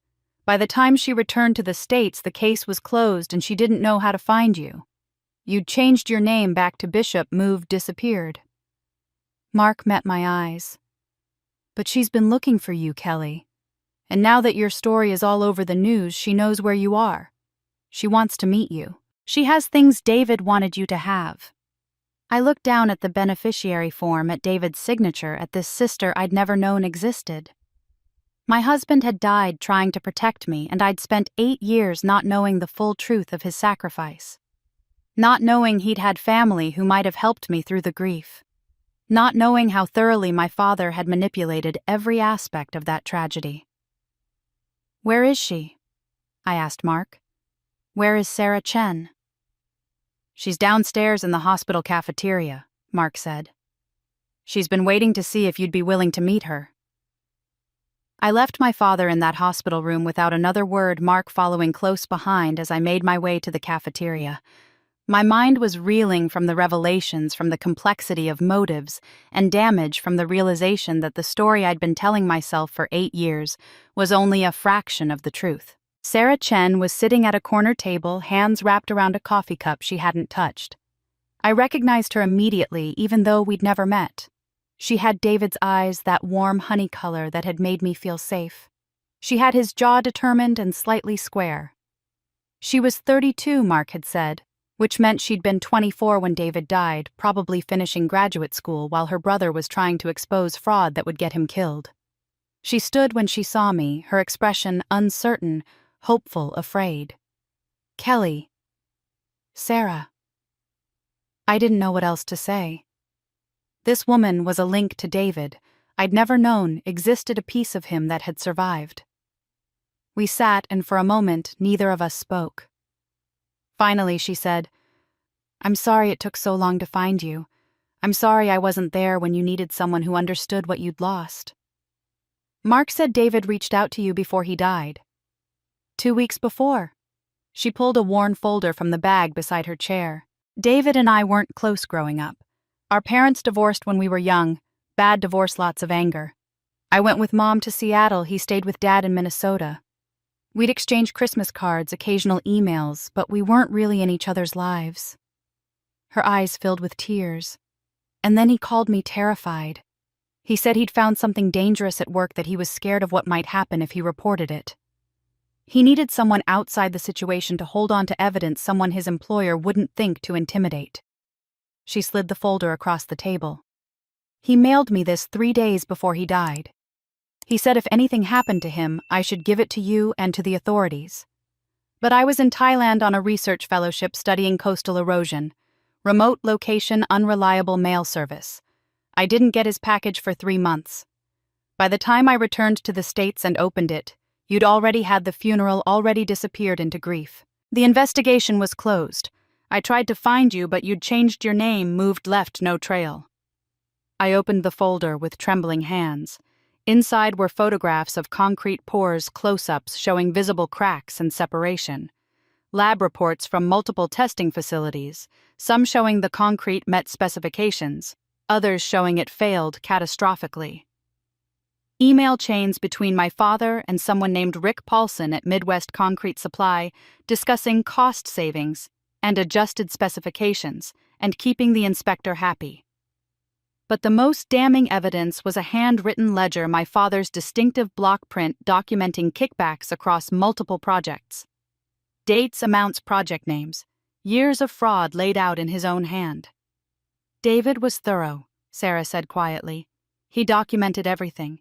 He knew he'd need ironclad proof to overcome your father's connections, his reputation in the industry.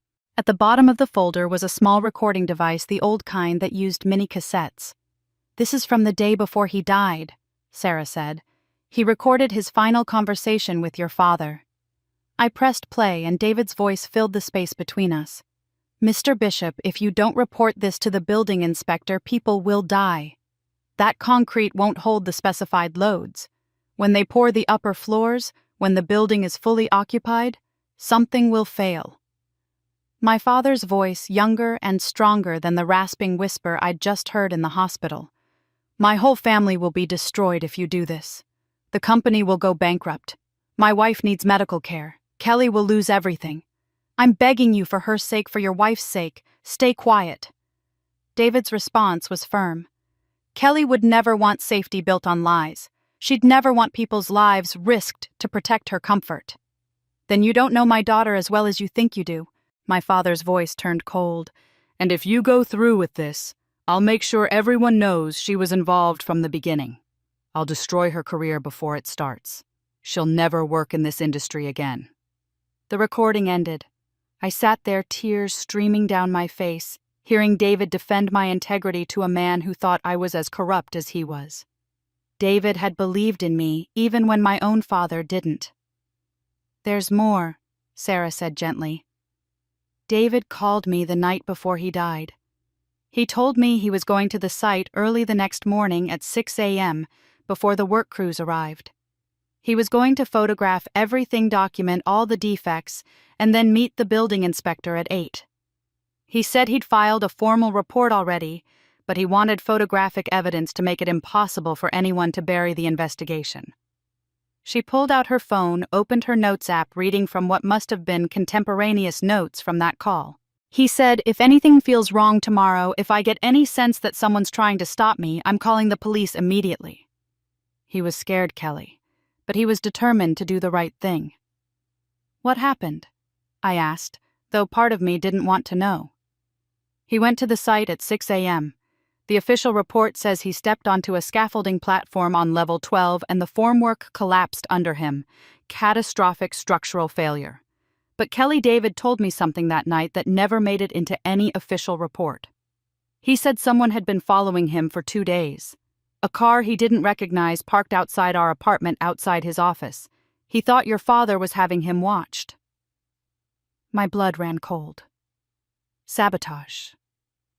David suspected it was possible. He told me, if something happens to me, make sure they check the scaffolding.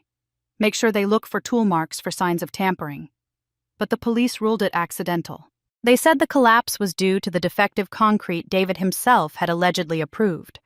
The investigation focused on his supposed negligence, not on whether someone might have created the conditions for him to fall. I thought about my father in that hospital bed, dying, confessing to using me as a weapon in his marriage, but not confessing to this. Not confessing to whatever role he'd played in creating the circumstances that killed David. Sarah's phone rang, startling both of us. She glanced at the screen, frowning. "I don't recognize this number." "Answer it." I said, some instinct telling me this was important. She put it on speaker. "Hello.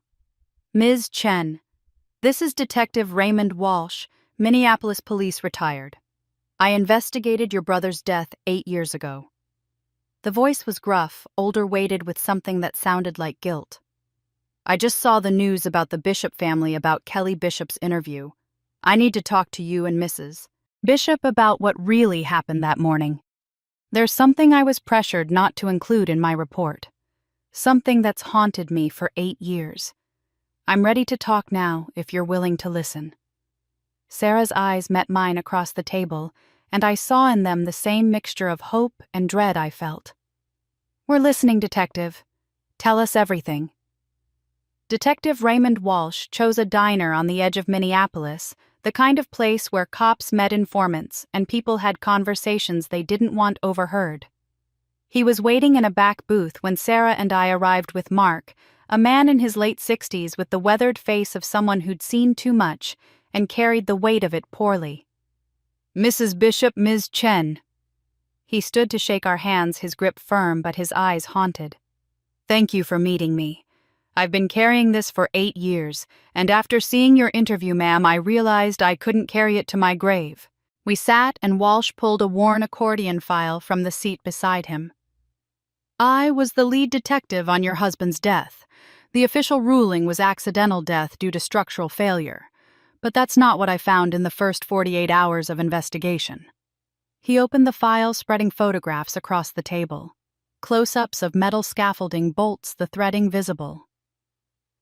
"The day after David Chen died, I went back to the site to document everything.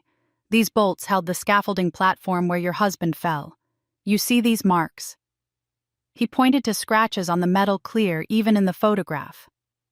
"Those are tool marks. Someone used a wrench to loosen these bolts.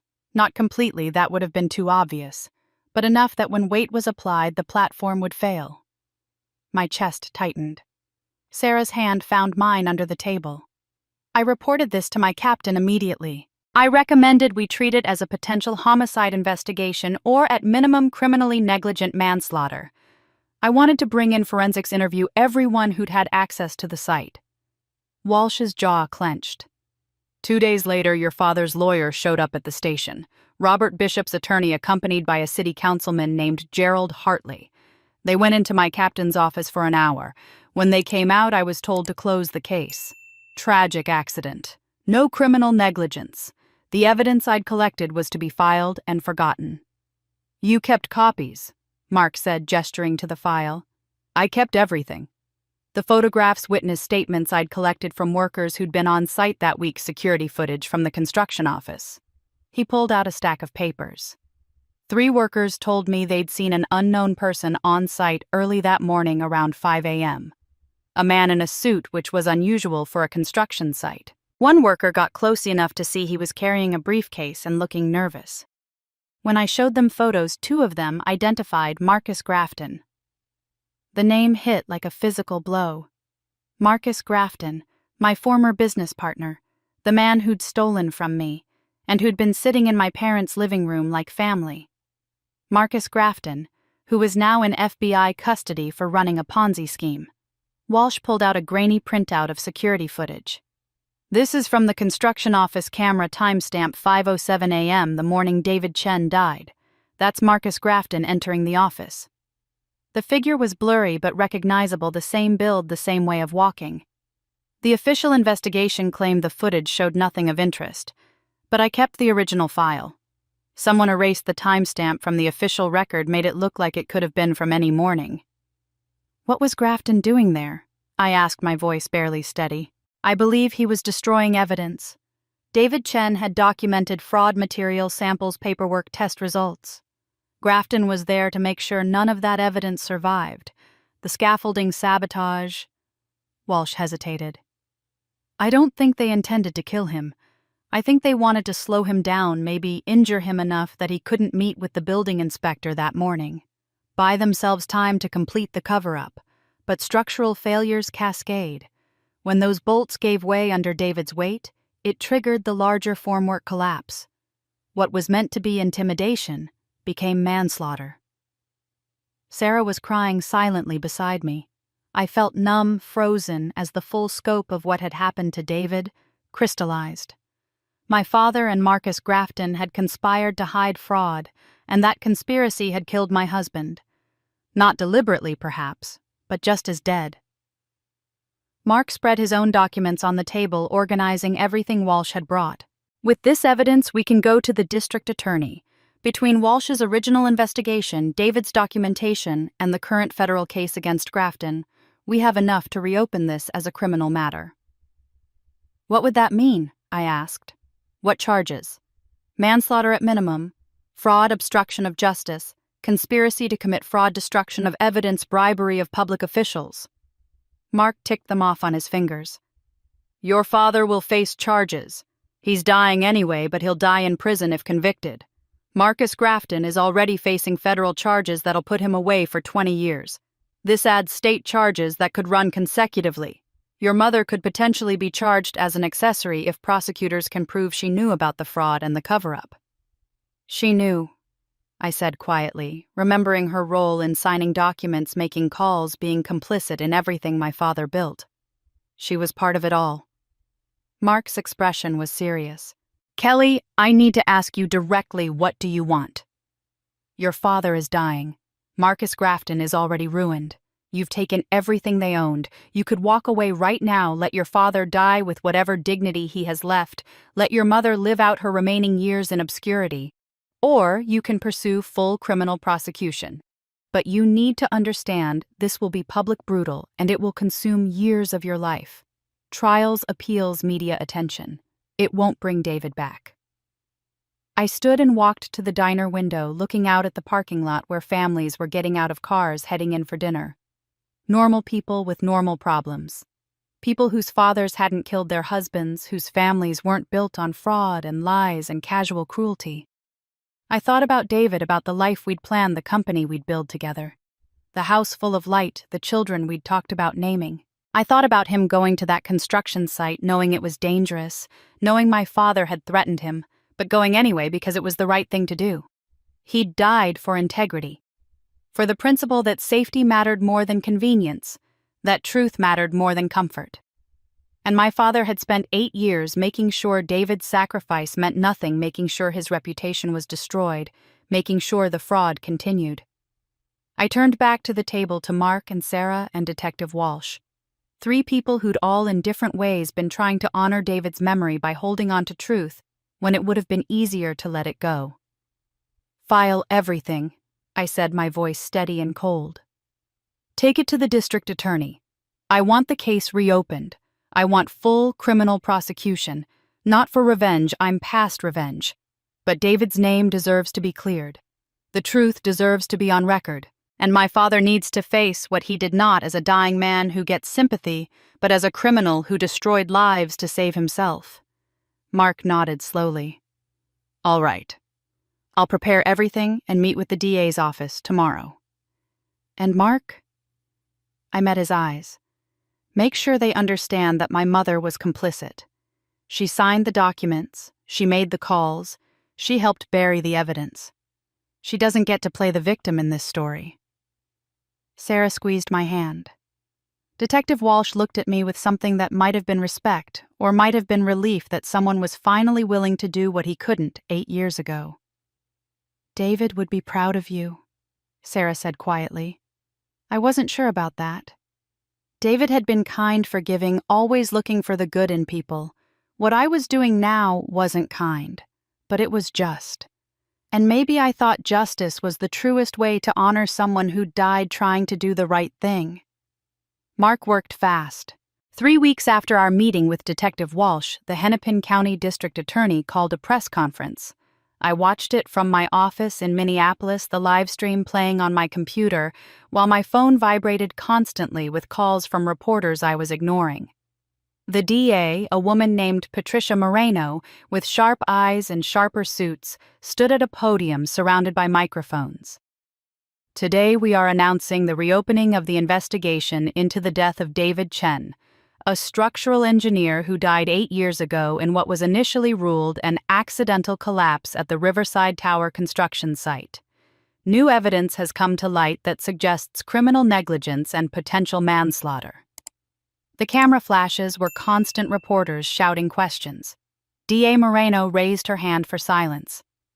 We have identified 2 persons of interest, Robert Bishop, owner of Bishop & Sons Construction, and Marcus Grafton, currently in federal custody on unrelated fraud charges. Our investigation has uncovered evidence of a systematic fraud scheme involving falsified safety reports, substandard building materials, and subsequent obstruction of justice to cover up these crimes. She detailed it all, the concrete specifications, the forged test results, the evidence David had gathered, the tampering with scaffolding that led to his death. She spoke about Detective Walsh's original findings that had been buried through political pressure. She mentioned the security footage showing Marcus Grafton on site the morning David died. A reporter shouted over the others, "Will you be filing charges against Mr. Bishop?" DA Moreno's expression was carefully neutral. Mr. Bishop's current medical condition complicates prosecution. He is in hospice care with terminal cancer. However, we are pursuing all available legal remedies. Mr. Grafton will face additional state charges of manslaughter, obstruction of justice, and conspiracy to commit fraud. We are also investigating other individuals who may have been complicit in the cover-up. Other individuals. My mother. The city councilman who'd pressured the police. The building inspector who'd ignored David's report. The whole corrupt network my father had built over decades. By that evening, the story was everywhere. Architect's husband killed by her own father's greed. 8-year cover-up exposed in construction death. Woman takes down father who destroyed her marriage. My phone wouldn't stop ringing. CNN wanted an interview. The New York Times wanted a statement. Local news vans were parked outside my office building. But the real punishment wasn't coming from the media or the legal system. It was coming from Cedar Grove, Iowa. Small towns have long memories and harsh judgments. Within days of the DA's press conference, my parents discovered what it meant to be truly exiled from a community. Their church, First Methodist, where they'd attended for 40 years, asked them not to come back. The pastor called it creating an uncomfortable environment for other parishioners.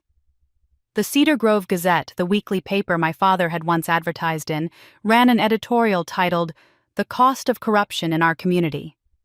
It named every project Bishop & Sons had completed in town and questioned whether those buildings were safe. Former clients started filing lawsuits demanding inspections, claiming their homes and businesses might be structurally unsound because of my father's fraud. The book club my mother had been part of for 20 years sent her a polite email explaining that they'd decided to keep the group small and weren't accepting members this season. The grocery store manager, a man who'd known my father since high school, asked him not to return after other customers complained about shopping in the same store as that murderer. But so, Mrs. Sums? This was the punishment I couldn't have designed, couldn't have engineered through any legal strategy. My parents were being erased from the community that had defined them, rejected by the people whose approval they'd spent decades courting. They would spend whatever time my father had left as infamous failures pariahs in the only place they'd ever belonged. I should have felt triumphant. Instead, I felt hollow. Claire's social media post appeared 4 days after the press conference. I saw it because people started tagging me because it was being shared thousands of times with commentary ranging from sympathetic to vicious.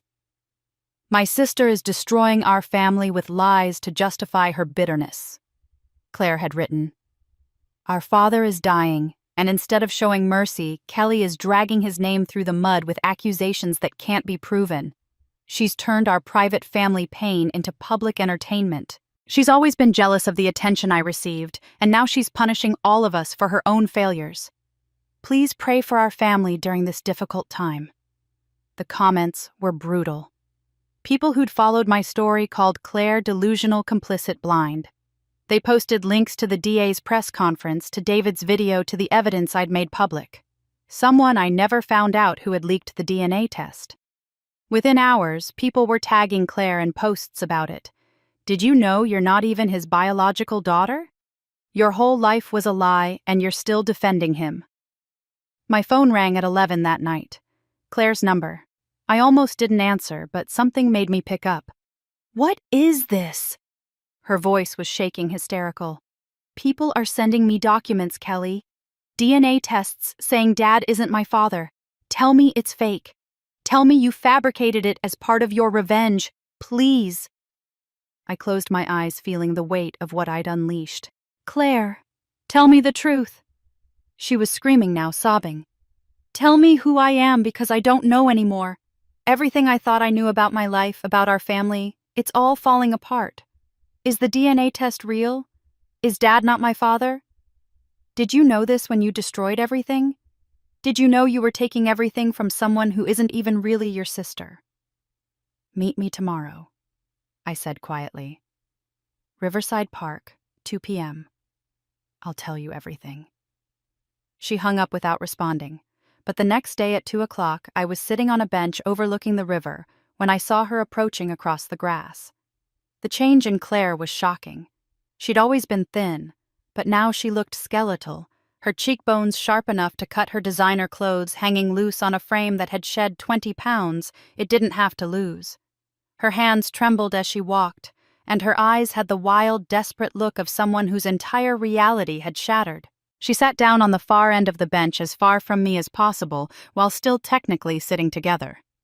For a long moment, neither of us spoke, just watched the river flow past, carrying leaves and debris toward some distant destination. Finally, Claire turned to me, and her voice when she spoke was small, broken nothing like the confident golden child I'd grown up envying. "I need you to tell me the truth. All of it. Because I don't know who I am anymore." I took a breath and started talking, telling Claire everything I'd found in that safe. The DNA test from 1991. The affair. The bargain our parents had made where he'd raise her as his own, but punish our mother by withholding love from me while showering it on the living proof of her betrayal. I laid it out clinically, like presenting evidence in a deposition, because if I let emotion in, I'd never get through it. Claire sat completely still, her face blank, processing information that was rewriting her entire existence. When I finished, the silence stretched so long I thought she might just stand up and walk away without saying anything. "So, everything was a lie," she finally said, her voice flat. "Dad loved me to hurt Mom. Mom spoiled me out of guilt. And you? You were sacrificed because I existed, because I was the proof of her betrayal, and he could punish her by destroying you." I nodded, unable to speak past the lump in my throat. Then Claire started laughing, It was a horrible sound, broken and bitter-edged with hysteria. I thought I was the lucky one, the princess, the golden child who could do no wrong.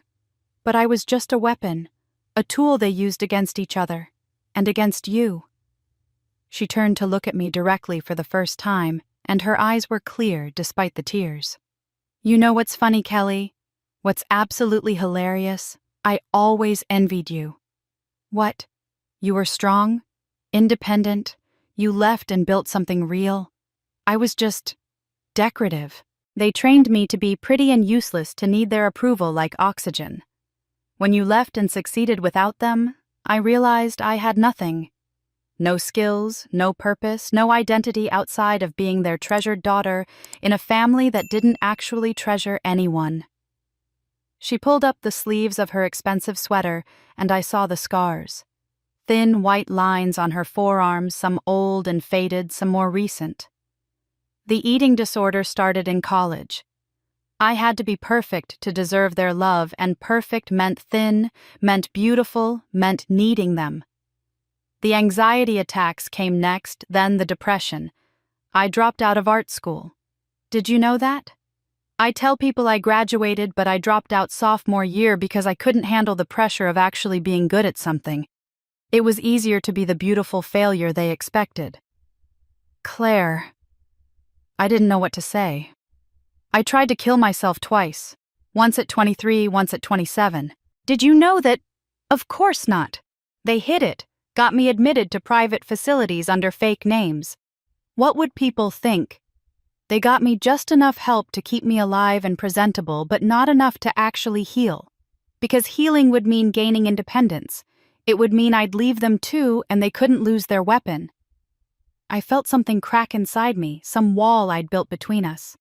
Claire wasn't the enemy. She'd never been the enemy. She was another casualty of our parents' toxic marriage, just wounded in different ways. I'm sorry, I said and meant it. For what I did to you with the company, the house, taking everything. You didn't deserve to lose it all. Claire shook her head fiercely. Yes, I did. Maybe not for Dad's crimes, I didn't know about those. But for my own crimes. I knew how they treated you, Kelly. I saw it every day of our childhood. I benefited from it. Every gift they gave me was something they didn't give you. Every art show they attended was a wedding they skipped. And I never once stood up for you. I never questioned why I got everything while you got scraps. I was complicit through silence, through accepting my role in their sick game. She met my eyes, and I saw something in her I'd never seen before, genuine remorse not performed for anyone, but felt deeply. I don't expect forgiveness. I have no right to it. I just want you to know that I see it now. I see what they did to you, what I let them do. And I'm sorry. I'm so sorry for every moment I stayed silent. We sat there on that bench, two sisters who'd spent 30 years on opposite sides of a war they didn't choose, finally understanding that we'd both been casualties all along. Not friends, not yet, maybe never, but not enemies either. Claire's phone rang, shattering the moment. She glanced at the screen and her face went white. It's the hospital. She answered, and I watched her expression shift from fear to something more complicated. She listened, nodded, then said quietly, "We'll be there." When she hung up, her hands were shaking. "Dad's had a stroke, a massive one. They don't think he'll make it through the night. Mom is..." Her voice cracked. "Mom is asking for us both to come. She wants us there when he dies." I thought about my father in that hospital bed, the confessions he'd made, the crimes he'd committed, the lives he'd destroyed. I thought about David, about the future we should have had. I thought about the little girl I'd been hiding in a closet with bruises, and the woman I'd become who'd spent years seeking justice that felt increasingly hollow. "Do you want to go?" I asked Claire. She looked at me, her face a map of conflicting emotions. "I don't know. Do you?" We drove to the hospital in silence, Claire following in her car because neither of us could bear the intimacy of sharing a vehicle. The hospice wing was quiet when we arrived. Dim lighting and hushed voices, the particular stillness that comes from being a place where people go to die. My mother sat beside my father's bed, and she'd aged a decade in the months since I'd last seen her. Her hair had gone completely gray, her face lined with exhaustion, and something that might have been shame. She didn't look up when we entered. "He's been asking for you both," she said to the wall, to the machines, to anything but us. "Drifting in and out of consciousness. He knows he's dying. He wanted you here." My father lay motionless, his breathing labored and irregular. The oxygen mask covered his face, and tubes ran from his arms to various machines that beeped their steady rhythm. The stroke had been massive, the nurse explained in hushed tones. It had affected his speech centers, his motor control, most of his right side. He might not wake again, but if he did, communication would be difficult. Claire and I stood on opposite sides of the bed, bookends to a life that had damaged us both in different ways. We waited in that awful silence, watching a man die by increments. 20 minutes passed. Then my father's eyes fluttered open, unfocused at first, then landing on me, then on Claire. His mouth moved behind the oxygen mask, trying to form words. A nurse gently removed the mask, and he drew a rattling breath. "Kelly, Claire." The words were slurred, barely comprehensible, but unmistakably our names. "Sorry. So sorry." His left hand, the one that still worked, reached out from the bedding, trembling with effort. He was trying to touch us both, to bridge the space between us all, though whether it was genuine remorse or a dying man's last manipulation, I couldn't tell. My mother finally looked at us, her eyes red and hollow. "I need to say this while I can. While you're both here, and he can hear it too." She took a shaking breath. "Your father was not a good man. But he wasn't pure evil either. He was weak, and I was weaker." She stared at her hands at the wedding ring she still wore. "I had the affair because I was lonely, because he'd hurt Kelly, and I was terrified of him, and I couldn't leave. I had no money, no job skills, nowhere to go with 2 daughters. When Claire was born and Robert discovered she wasn't his, he agreed to stay married if I helped him hide his business mistakes. I became an accomplice to fraud to keep my children housed and fed. Every choice I made was wrong, but every choice felt impossible." She looked at me directly for the first time. "I saw him hurt you that night. I saw the bruises, and I chose the coward's way out. I thought keeping him distant from you was protection, but it was just another way of failing you. I'm sorry, Kelly, for all of it.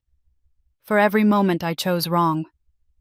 My father made a sound, drawing our attention back to him. He was gathering strength, marshalling whatever remained of his ability to speak. When the words came, they were slurred but comprehensible, pushed out with desperate effort. "David, good man, better than me." Tears leaked from the corners of his eyes, running down into his gray hair. "Tried to stop it. I was scared.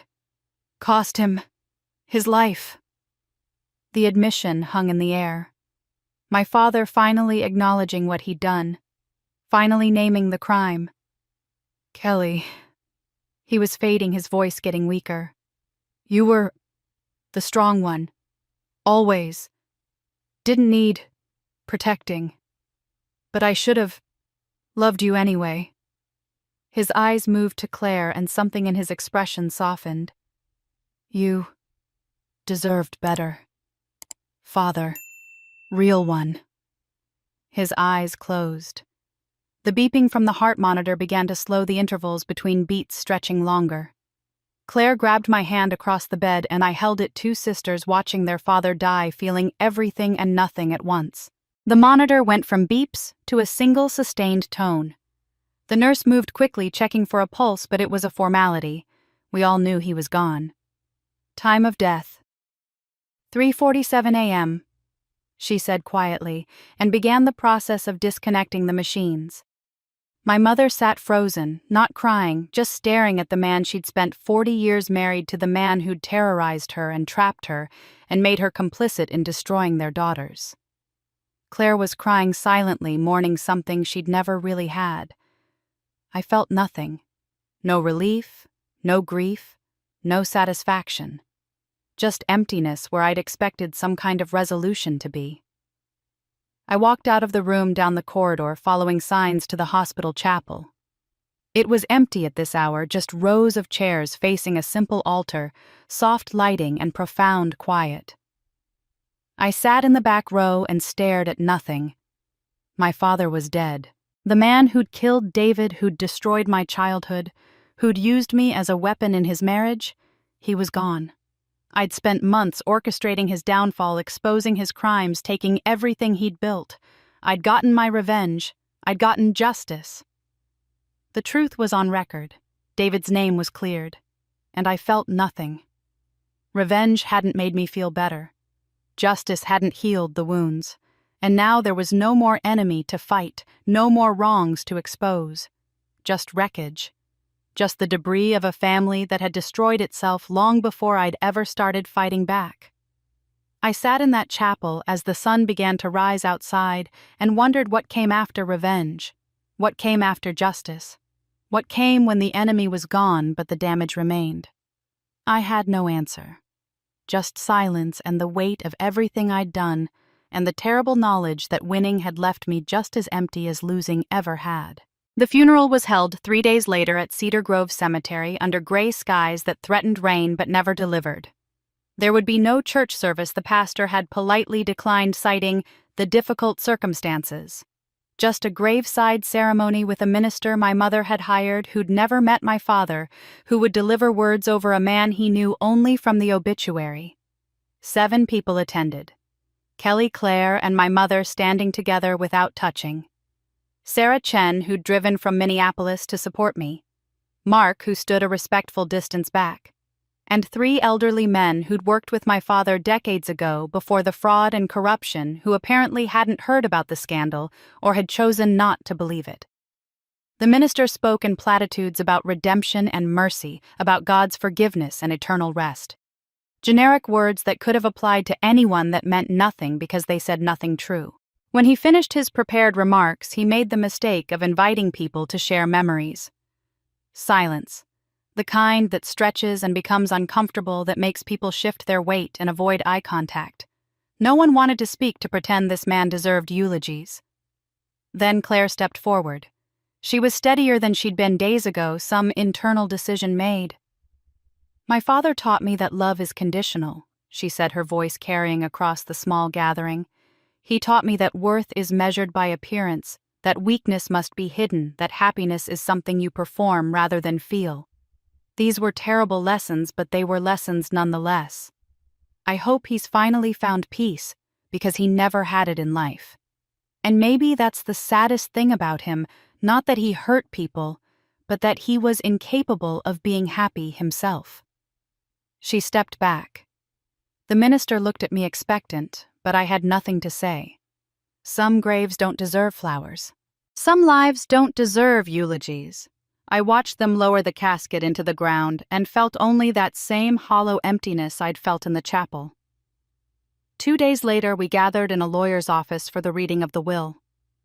The lawyer, a man named Howard Simmons, who'd known my father for 30 years, looked uncomfortable as he shuffled papers. "The will is quite simple," he said. "Robert Bishop leaves all remaining assets, of which there are none to be divided equally between his daughters Kelly and Claire Bishop." Nothing. We'd already taken everything through the secured loan default. The house, the business, all of it was already mine. "However," Simmons continued, "there is an addendum. Mr. Bishop added this by hand 2 weeks before his death and had it notarized here in my office." He pulled out a single page, my father's handwriting unmistakable. "To Kelly, I know you don't want my money. You've already taken the house and business which you earned through my debt. Instead, I leave you the only thing of value I have left, the truth." Simmons slid an envelope across the desk. Inside were documents I'd never seen, evidence that made everything suddenly horribly clear. Text messages between Marcus Grafton and my father, time-stamped from the week before David died. "We need to take care of the engineer problem. He's meeting with the inspector Monday morning.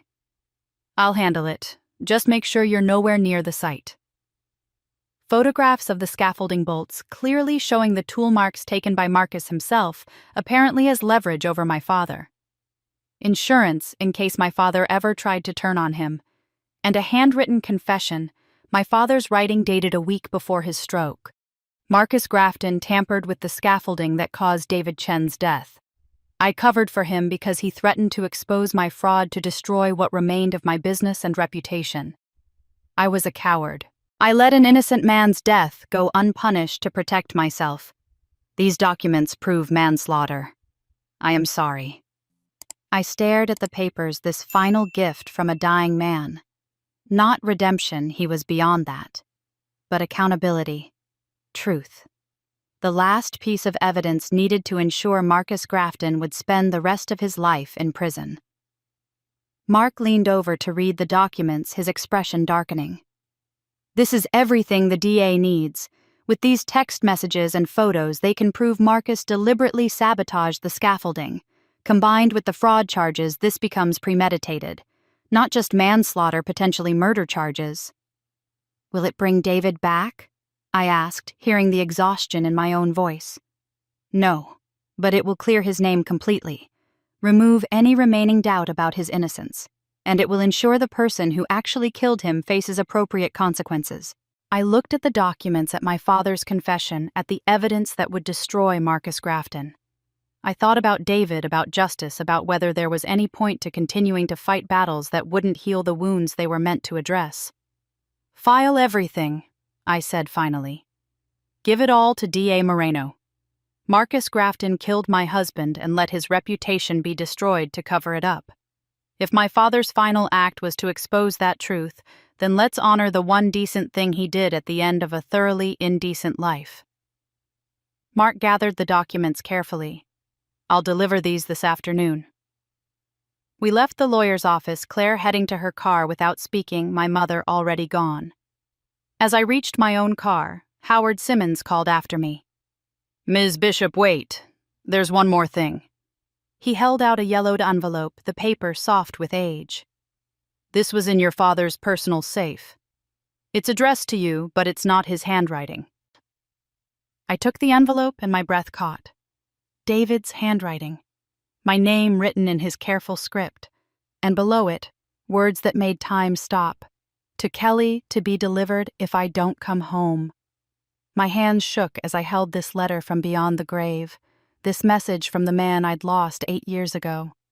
A message my father had kept from me all this time, hidden away like all his other secrets. He had this, I asked Simmons, my voice barely steady. It was in his safe. I don't know why he never gave it to you. I'm sorry.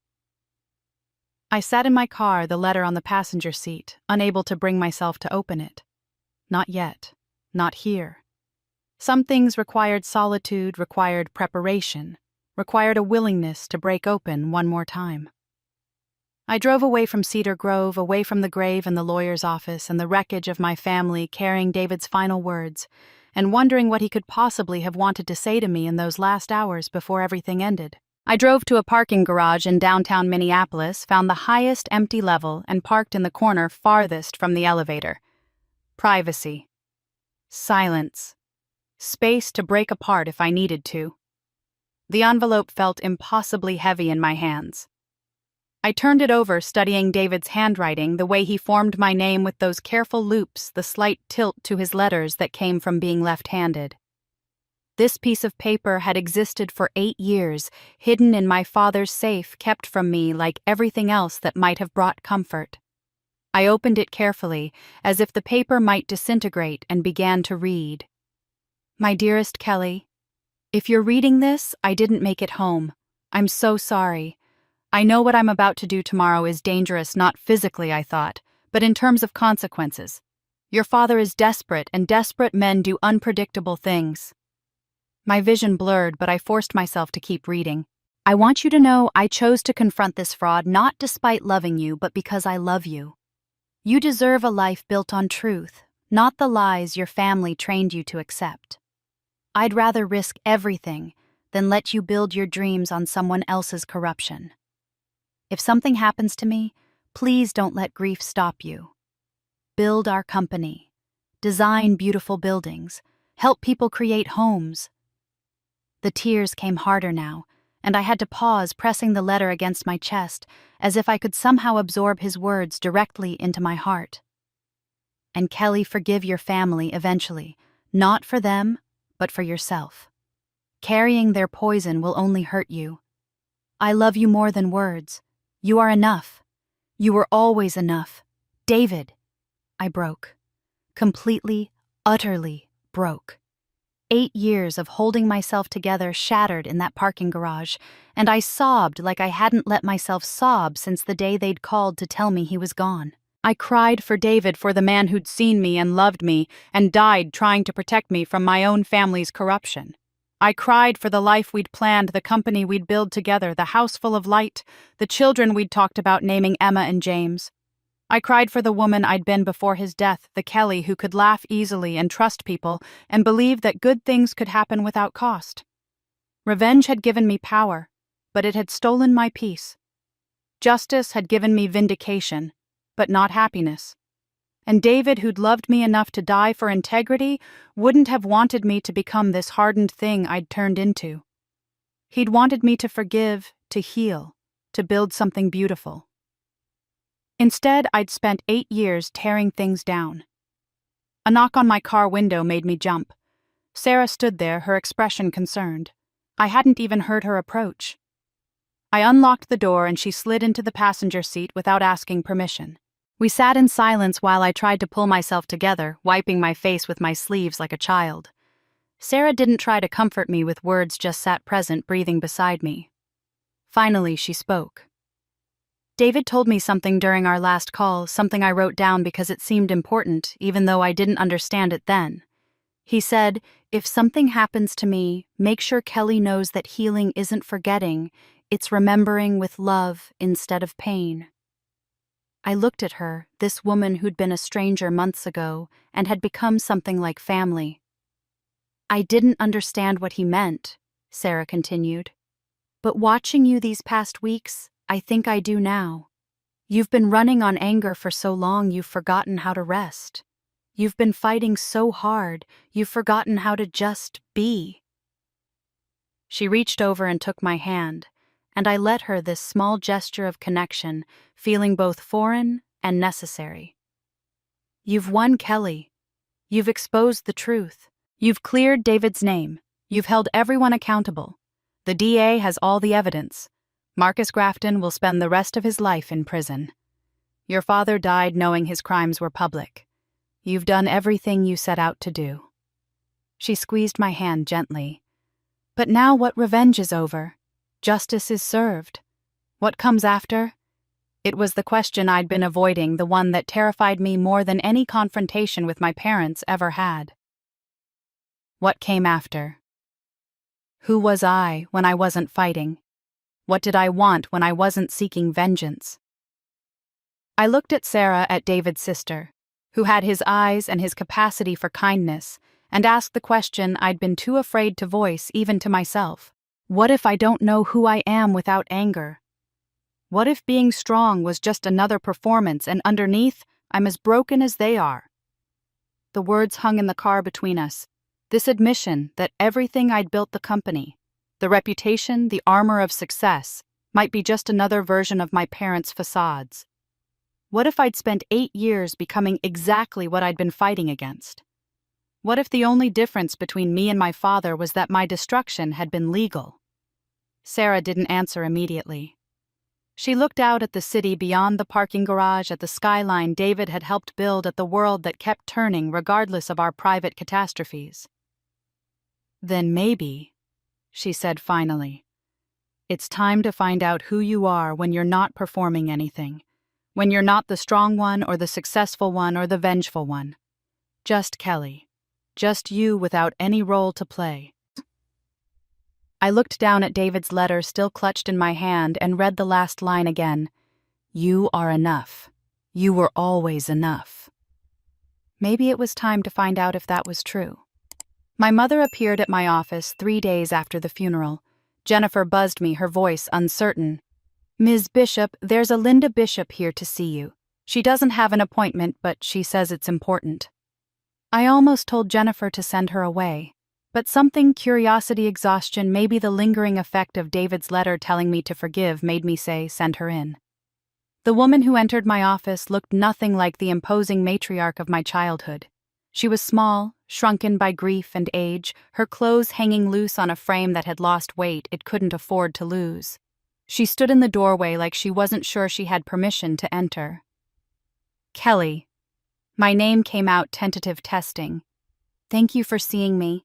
I gestured to the chair across from my desk but didn't offer any warmth. What do you want, Mom? She sat carefully, her purse clutched in her lap like a shield. I'm not here to ask for forgiveness. I have no right to it. I'm here because you deserve to understand. You deserve to know why I made the choices I made, even if they were all wrong. I leaned back in my chair, arms crossed. I'm listening. She took a breath, and when she spoke, her voice was steadier than I expected. I married your father when I was 20 years old. He seemed stable, reliable, safe.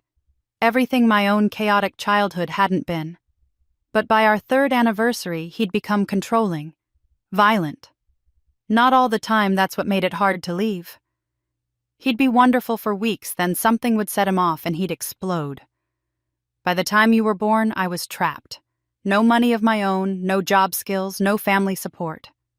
I'd been conditioned to believe I couldn't survive without him. I'd heard versions of this story before, explanations meant to excuse the inexcusable. But I stayed quiet, let her continue. When your father hit you that night when you were 8, when I found you hiding in that closet with bruises on your face, something broke in me.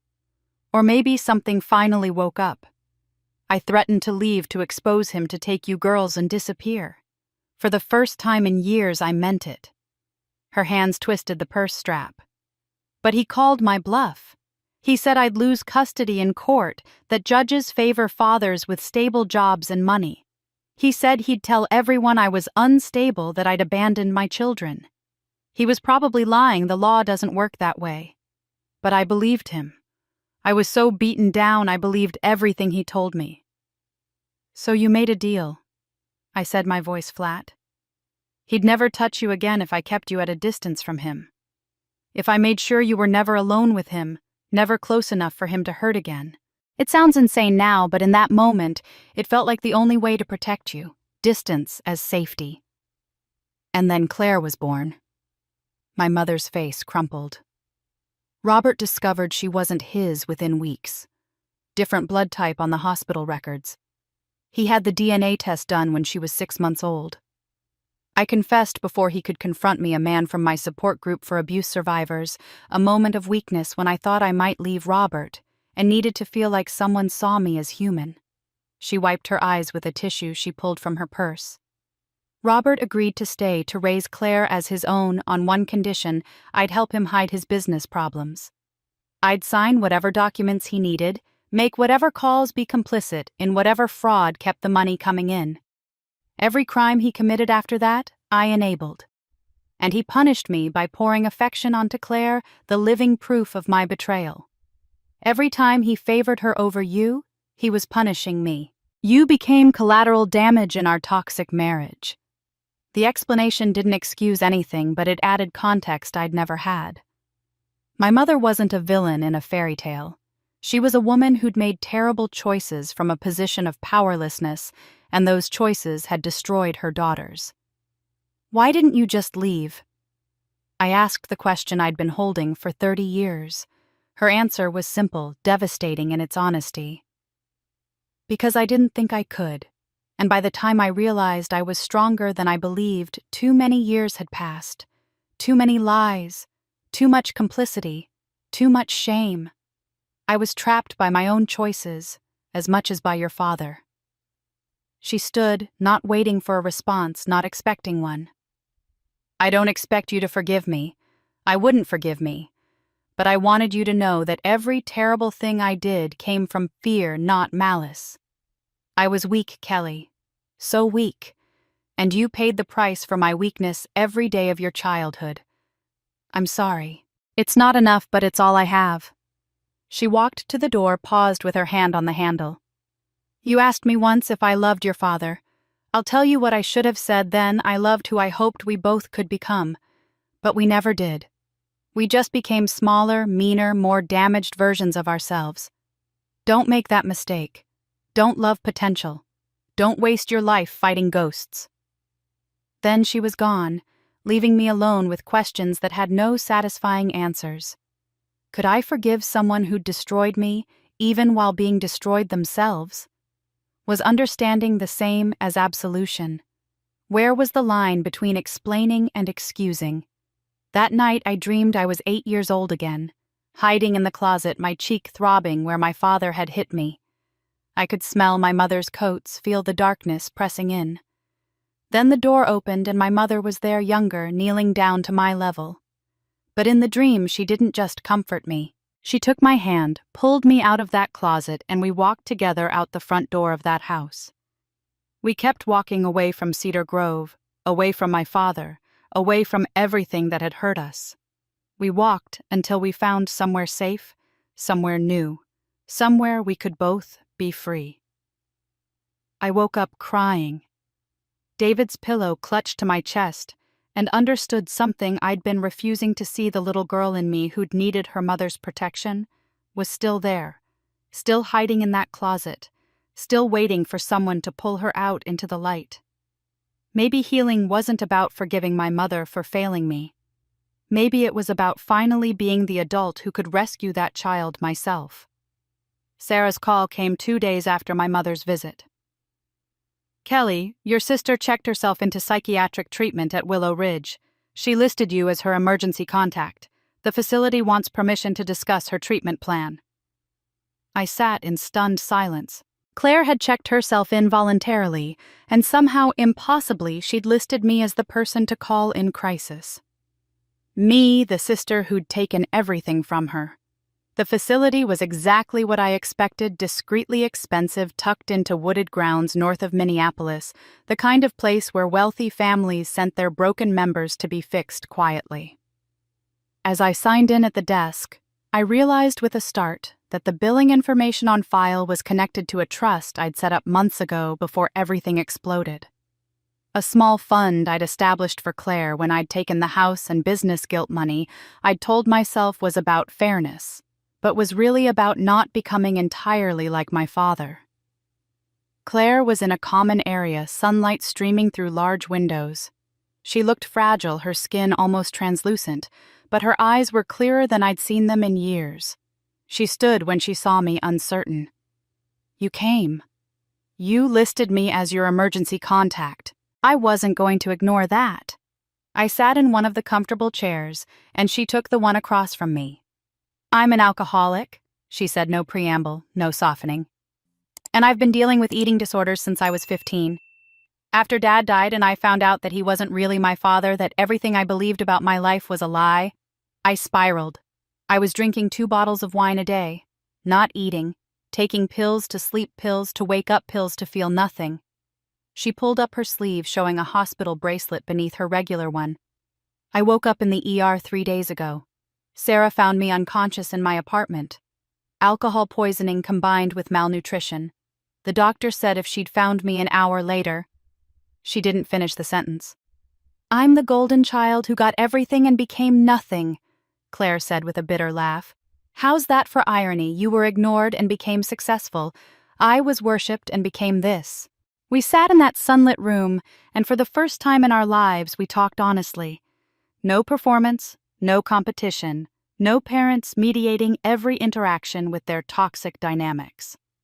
"I always knew their love was wrong," Claire admitted. "It didn't feel good. It felt like pressure, like walking on a tightrope where one mistake would make me fall. You got to be real. You got to fail and succeed on your own terms. I envied that." "You had a family," I countered. "Flawed and toxic, but present. I had nothing. I built my life from scratch with no foundation. Do you know how terrifying that is?" "We both lost," Claire said quietly. "That's what I'm finally understanding. There was no winner in the Bishop family. Mom and Dad managed to damage both their daughters equally, just in different ways. You were neglected. I was smothered. You were told you weren't enough. I was told I was everything, which is just another way of being told you're nothing real, just a projection. The truth of it settled between us. We hadn't been competing sisters. We'd been two children caught in the crossfire of our parents' war, both casualties, neither victor. "Why are you paying for this treatment?"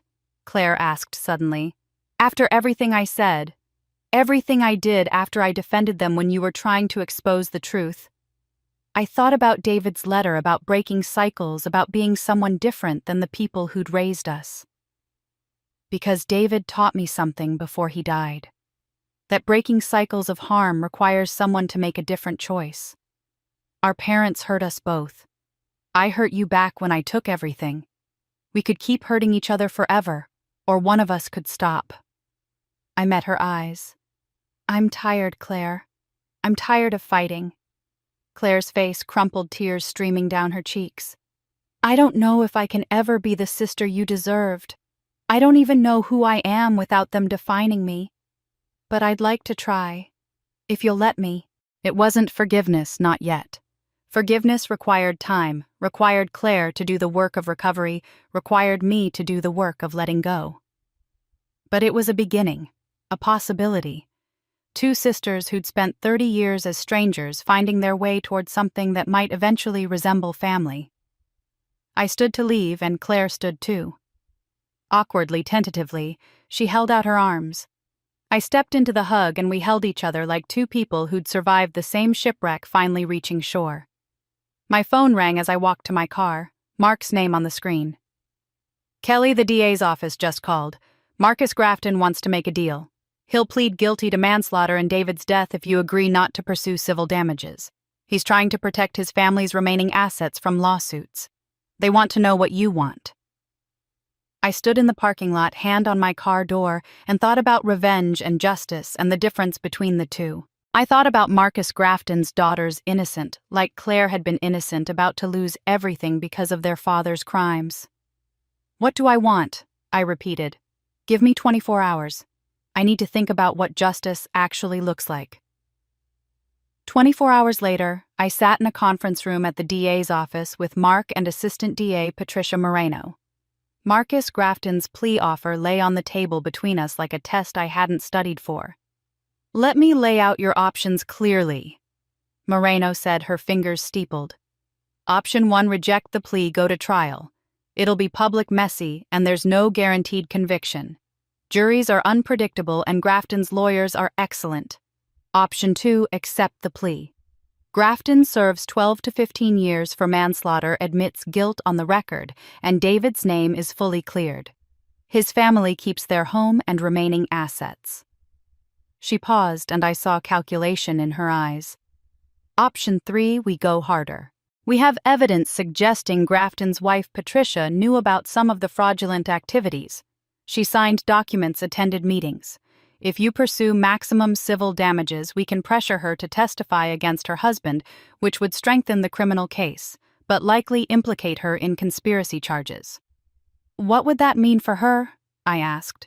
"Prison time, probably. Asset forfeiture. Everything." Moreno slid a folder across the table.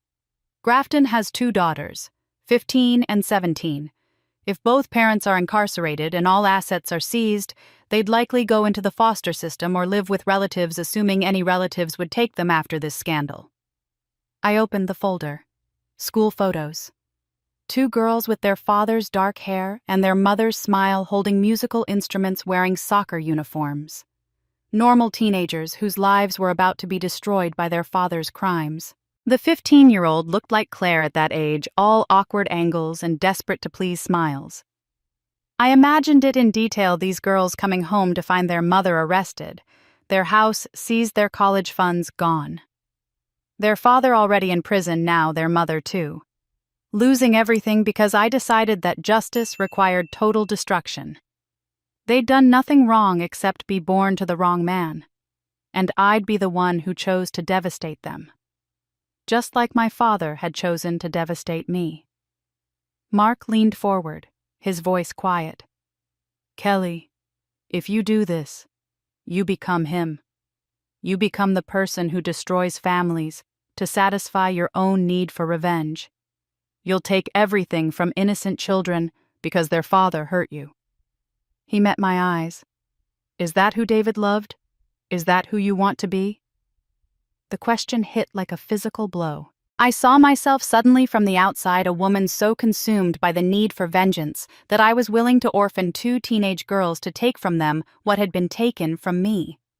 I'd spent 8 years becoming strong, becoming successful, becoming powerful enough to fight back. And I'd arrived at the exact same place as my father, willing to sacrifice innocent people to feed my own pain. David's words from his letter echoed in my mind. "Forgive your family eventually, not for them, but for yourself. Carrying their poison will only hurt you." I'd been carrying poison for 8 years. It had made me powerful, but it had also been killing me slowly, turning me into exactly what I'd been fighting against. I took a breath, feeling something shift inside me, some hardened thing beginning to crack. "I'll accept the plea deal. Marcus Grafton pleads guilty to manslaughter, serves his time, and David's name is cleared on the public record. I won't pursue civil damages against his family."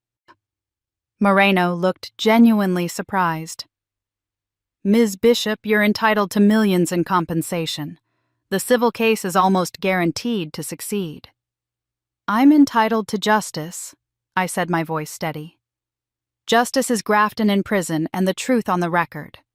I'm not entitled to destroy his children's lives because I'm angry. Those girls didn't sabotage the scaffolding. They didn't kill David. They're innocent." I closed the folder with their photos. "That's where I draw the line. That's where this cycle of destroying families ends." Mark smiled, something like pride in his expression. "I'll inform Grafton's attorneys we accept the plea." Walking out of the courthouse into the afternoon sun, I felt something I hadn't felt in years, lightness. Like I'd been carrying a weight so long I'd forgotten what it felt like to stand up straight. I hadn't forgiven Marcus Grafton. I never would. But I'd chosen not to become him. And that choice felt more powerful than any revenge ever had. I drove home slowly, windows down, breathing in the autumn air. My phone buzzed with messages, Sarah checking in Claire's facility, sending a progress update, work emails that could wait. I ignored them all, just drove through the city. David and I had loved the city where we'd planned to build our life together. When I pulled into my driveway, I saw it immediately, an envelope on my doorstep, no postage, hand-delivered. I picked it up, recognizing my mother's handwriting on the front.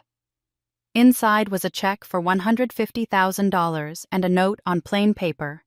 "Kelly. This is every penny I have left from selling my jewelry, my car, everything I owned that wasn't already taken. It won't undo anything I did. It won't give you back your childhood or your husband or the years I stole from you. But it's the exact amount you gave us 8 years ago, the money that was supposed to be for your college, for your dreams. You deserved to follow those dreams then. Maybe you still do. Maybe it's not too late to build something that's yours, not built on revenge or anger or fighting. Just yours. I'm sorry will never be enough, but I am sorry. Mom." I sat on my front steps, holding the check and the note, and for the first time since I'd started this war with my family, I cried not from grief or rage, but from something simpler, exhaustion mixed with the faintest edge of hope. Maybe it wasn't too late to become someone David would recognize, someone I could recognize, someone who wasn't defined by what had been done to her, but by what she chose to do next. I sat in my mansion that evening, the house I'd built as a monument to loss but had never truly lived in. David's letter lay on the coffee table beside my mother's check. 2 pieces of paper that represented everything I'd lost and everything I might still become. The house was beautiful. Everyone said so, but it was empty in ways that had nothing to do with furniture. I'd built a memorial when what I needed was a home. I opened my laptop intending to catch up on work emails, but instead found myself opening a blank document. Not architectural drawings this time, just words. Ideas. Within an hour, the ideas had structure. Within 3 hours, they'd become a plan. The David Chen Foundation for Women in Trades, a nonprofit providing scholarships, training, and mentorship for women entering construction, engineering, and architecture. fields where I'd had to fight for every scrap of respect where David had believed women belonged, but too few ever got the chance to prove it. I'd fund it with the assets I'd taken from my parents' estate, with my mother's check, with my own money. Not as revenge or restitution, but as transformation. Turning the wreckage of my family into something that could help other women build lives my parents had tried to prevent me from having. By midnight, I had a mission statement, a budget outline, and the beginning of a scholarship application. I felt something I hadn't felt in years, excited about building rather than destroying. Claire called 2 days later, her voice clearer than I'd heard it since childhood. I heard about the foundation. Sarah told me. I want to help. Claire, you need to focus on your recovery. You've been in treatment less than 2 weeks. That's exactly why I need this. Her words came fast, urgent. I've been decorative and useless my whole life. I need to be part of something that actually matters. I can't engineer buildings or mentor women in construction, but I can fundraise. I spent years at charity galas being Dad's perfect daughter. I know every wealthy person in 3 states. I know how to work a room, how to make the ask, how to turn sympathy into donations. Let me do this. Let me be useful for once. I hesitated, weighing the risk of bringing Claire into something that mattered this much. But maybe that was the point. Maybe we both needed to be part of something larger than our damage. Okay, but you do it sober and healthy. That's non-negotiable. 1 relapse and you step back until you're ready. Deal. I heard relief in her voice. Thank you for trusting me. I won't let you down. Sarah Chen's involvement was immediate and enthusiastic. David would have loved this, she said when I told her about the foundation. He always said construction was a boys' club that needed to be demolished, that the industry would be better when women weren't fighting just to be allowed in the room.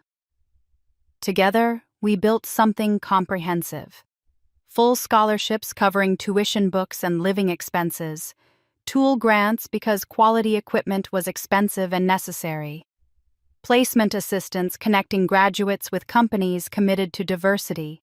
Mentorship pairing each scholarship recipient with an established woman in her chosen field. We'd name the first cohort the David Chen Scholars. The foundation's motto came from his letter, "Build on truth, not lies." The work was consuming in the best way. Within 3 months, we'd secured 501c3 nonprofit status, raised $2 million through Claire's relentless fundraising and my industry connections, and selected our first class of 20 scholarship recipients from over 300 applicants. Young women who'd been told construction wasn't for girls who'd been discouraged from engineering programs, who'd fought their way into architecture schools, despite everyone telling them to choose something more feminine. The launch event was scheduled for a Saturday evening in November, held at a restored warehouse my company had renovated 3 years ago. 200 people confirmed attendance: donors, industry leaders, scholarship recipients and their families, journalists covering the story of the architect who'd turned family tragedy into opportunity for others. I stood backstage in the building's green room, reviewing my speech notes, my hands shaking slightly with nervousness. I hadn't felt since my first major client presentation years ago. This mattered more than any building I'd designed. This was David's legacy made tangible. This was proof that destruction could become creation, that pain could become purpose. Sarah poked her head in. 5 minutes. You ready? As I'll ever be. I walked to the stage entrance, took a breath, and stepped into the light. The room was full, faces turning toward me expectantly. I scanned the crowd as I walked to the microphone, seeing Claire in the front row looking healthy and present, seeing Sarah standing with our board members, seeing scholarship recipients clutching folders with their award letters. And in the back row, sitting alone, uninvited, but present, my mother. Small and gray and watching me with an expression I couldn't read from this distance. Our eyes met across the room, and for a moment the speech I'd prepared vanished from my mind. Then I looked at the scholarship recipients, at these young women whose futures I could help shape, and I found my voice. I gripped the microphone stand, steadying myself, and began. 8 years ago, my husband David Chen died because someone chose profit over safety, convenience over integrity. For years I blamed myself. If I'd come from a different family, if I'd had different connections, maybe he'd still be alive. But that thinking kept me trapped in the past, unable to move forward. I paused, scanning the faces in the audience. This foundation exists because David believed that strong structures, whether buildings, relationships, or lives, must be built on truth. Not convenience, not profit. Truth. I told them the story I'd never shared publicly before, not the sanitized version for news interviews, but the real one. The family that had abandoned me, that had missed my wedding because my sister's art opening mattered more. The husband who'd loved me fiercely and died trying to expose corruption. The years of grief that had curdled into rage, the revenge that had left me emptier than the loss itself. I thought justice meant punishment. I thought making the people who hurt me suffer would somehow heal me. But real justice isn't about destruction. Real justice means ensuring what happened to David doesn't happen to anyone else. It means building something that lasts, something that helps people who are fighting the same battles we fought. It means turning pain into purpose. I gestured to the scholarship recipients seated in the front rows. These 20 women are the first David Chen scholars. Each of them has fought to be here. Each has been told that construction isn't for girls, that engineering is too hard, that architecture is a man's profession. Each has persisted anyway. They are the future David believed in. I invited them to stand, and the audience applauded. Then I asked Maria Rodriguez, a 19-year-old aspiring civil engineer from South Minneapolis, to share her story. Maria walked to the microphone with confidence that belied her age. My father was a construction worker. He died on a job site when I was 12 years old. Unsafe conditions, expired equipment, a foreman who valued speed over safety. Nobody was held accountable. The company blamed my father for the accident, said he should have been more careful. Her voice caught, but held steady. When I saw what Ms. Bishop was building, when I learned about David Chen and how he died trying to protect workers, I saw a path forward, a way to make sure other girls don't lose their fathers the way I lost mine. This scholarship isn't just about my education. It's about changing an industry that treats workers as disposable. That's what I'm going to dedicate my career to. The audience was silent, moved. I looked at Maria and saw myself at 19, determined and damaged, and hoping that hard work could somehow make the pain mean something. After the formal program ended, people stayed for hours talking and networking and celebrating. Claire worked the room with surprising grace, connecting donors with scholarship recipients. Her fundraiser instincts strong despite months of absence from that world. Sarah stood with the scholarship recipients answering questions about David, about what he'd been like keeping his memory alive in ways I couldn't, because grief still choked me sometimes when I tried to speak about him. Eventually, the crowd thinned. I walked out to the parking lot exhausted but satisfied and found my mother standing beside my car. We stood in awkward silence, the space between us filled with everything we'd never said and never would. Finally, she spoke. "I'm proud of you. I know I don't have the right to say that, but it's true. You became everything I couldn't be, strong enough to break the cycle, brave enough to build something good from something terrible." Her eyes were wet, but she didn't cry. "You're the woman I should have been." I didn't know what to say. Pride from her felt strange, unwanted decades too late. "I'm not asking for a relationship," she continued quickly, reading my expression. "I'm not asking you to forgive me or call me or pretend we're a normal mother and daughter.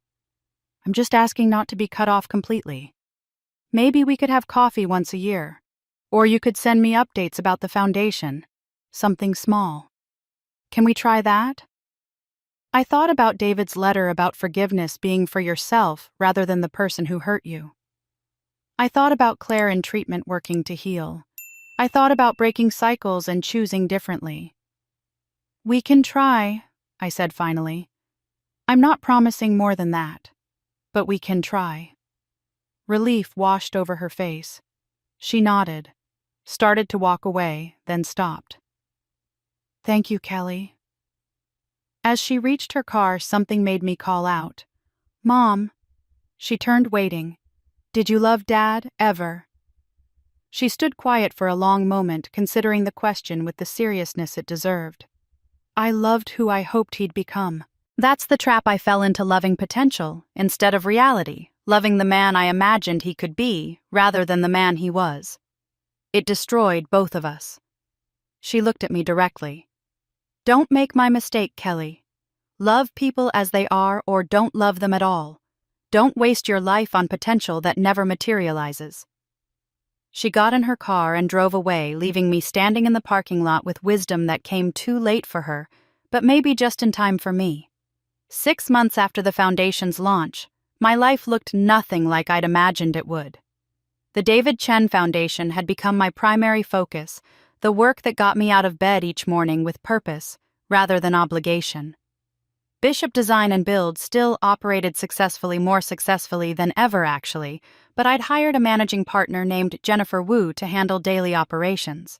She was brilliant, detail-oriented, and didn't need me hovering over every decision. It freed me to do what mattered, mentoring scholarship recipients, speaking at industry conferences about safety and integrity, and designing my next project. Second Chances Housing. Affordable, well-built homes for women rebuilding their lives after domestic violence, addiction, or incarceration. Not shelters, but actual homes with dignity and permanence built into every beam and wall. I was working with the city to secure land with donors to fund construction with social services to identify women who needed what I was building. It felt right in a way nothing had felt right in years. Claire had been sober for 6 months. She ran the Foundation's donor relations department with competence that surprised both of us. She had a gift for making wealthy people feel good about giving their money away, for connecting donors' values to the Foundation's mission, for turning sympathy into substantial checks. We met every Tuesday morning for coffee at a cafe halfway between our apartments. The conversations were still awkward, sometimes still marked by the weight of our history, but they were real. We weren't pretending to be the sisters we'd never been. We were becoming something new, 2 women who'd survived the same wreckage, building a relationship from scratch, without our parents' toxicity shaping every interaction. Sarah Chen had become my closest friend, the sister I'd chosen rather than the one genetics had assigned me. She understood grief in ways Claire never could understood what it meant to lose someone, and then discover you'd never fully known them. We talked about David, often keeping his memory alive, not as a saint or a martyr, but as a real person who'd been flawed and funny and frustratingly idealistic in the best possible way. And then there was Mark. Mark Reeves had been a constant presence through everything. David's friend first, then my lawyer, then just Mark. Somewhere in the past year, something had shifted. He'd show up with coffee when I was working late at the Foundation office. He'd text me articles about architecture or construction safety he thought I'd find interesting. He'd listen when I talked about David without trying to compete with a ghost. 3 months ago, after a Foundation board meeting, he'd asked if I wanted to grab dinner. Not as colleagues or friends, but as something more. I'd said yes before I could overthink it. It was different from what I'd had with David. Less intense, more peaceful. Mark had his own grief, a wife who'd died of cancer 6 years ago, a loss that had reshaped him the way David's death had reshaped me. We didn't try to replace what we'd lost. We were building something new from who we'd become, not who we'd been. When I worried aloud that moving forward felt like betraying David's memory, Mark had taken my hand and said, "David's last message to you was to live fully, to build beautiful things, to be happy. He'd be furious if you spent your life as a memorial to him instead of honoring him by actually living." He was right. David would have hated the idea of me frozen in grief building monuments instead of moving forward. Today I stood on the porch of my mansion, the $2 million house I'd built as a monument to loss and never truly inhabited. Workers were installing a new sign by the driveway, the David Chen Foundation Building, Truth Creating Opportunity. I decided to convert the house into the Foundation's headquarters and training center. The workshop David would never use would become a space where scholarship recipients learned to use tools safely. The empty bedrooms would become offices and meeting rooms. The kitchen where I'd never cooked would feed students during weekend workshops. It would no longer be my private memorial. It would be a public space where women learned to build their own futures. Inside, I'd placed one item on the mantel in what used to be the living room, our wedding photo. David and me under that oak tree smiling despite the empty chairs visible in the background. I stood in front of it alone in the house for the last time before it stopped being mine. "I kept my promise," I whispered to his image. "I became the woman you believed I could be. I built the company we dreamed about. I'm helping people the way you would have. I hope you're proud. I hope wherever you are, you know that your death meant something, that you meant something." Behind me, I heard footsteps. Mark appeared in the doorway, respectful of my moment, but present. Through the window, I could see Claire on the porch laughing into her phone as she coordinated an upcoming fundraising gala, fully alive in a way she'd never been when our parents were defining her. Sarah was in what would become the conference room reviewing scholarship applications for our second cohort, her laptop surrounded by folders. This was family now. Not the family I'd been born into with its toxicity and favoritism and casual cruelty, but the family I'd chosen, the family I'd built from the ruins of everything that had tried to destroy me. Imperfect, complicated, real. My phone buzzed. An email from Maria Rodriguez, the scholarship recipient who'd spoken at our launch event. The subject line, "I got the job." I opened it, smiling. "Ms. Bishop, I just accepted a position at Hennepin County Public Works as a junior civil engineer. They're letting me work on the bridge safety inspection program. I start next month. Thank you for giving me a chance when no one else would. I promise I won't let you down." I typed back quickly. "You could never let me down. You've already succeeded by becoming exactly who you were meant to be. Congratulations. David would be so proud."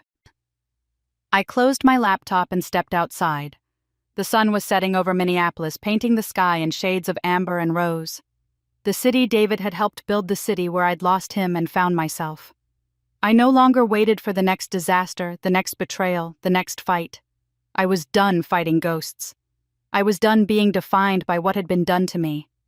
I was finally truly home. Mark joined me on the porch and we stood together watching the light fade.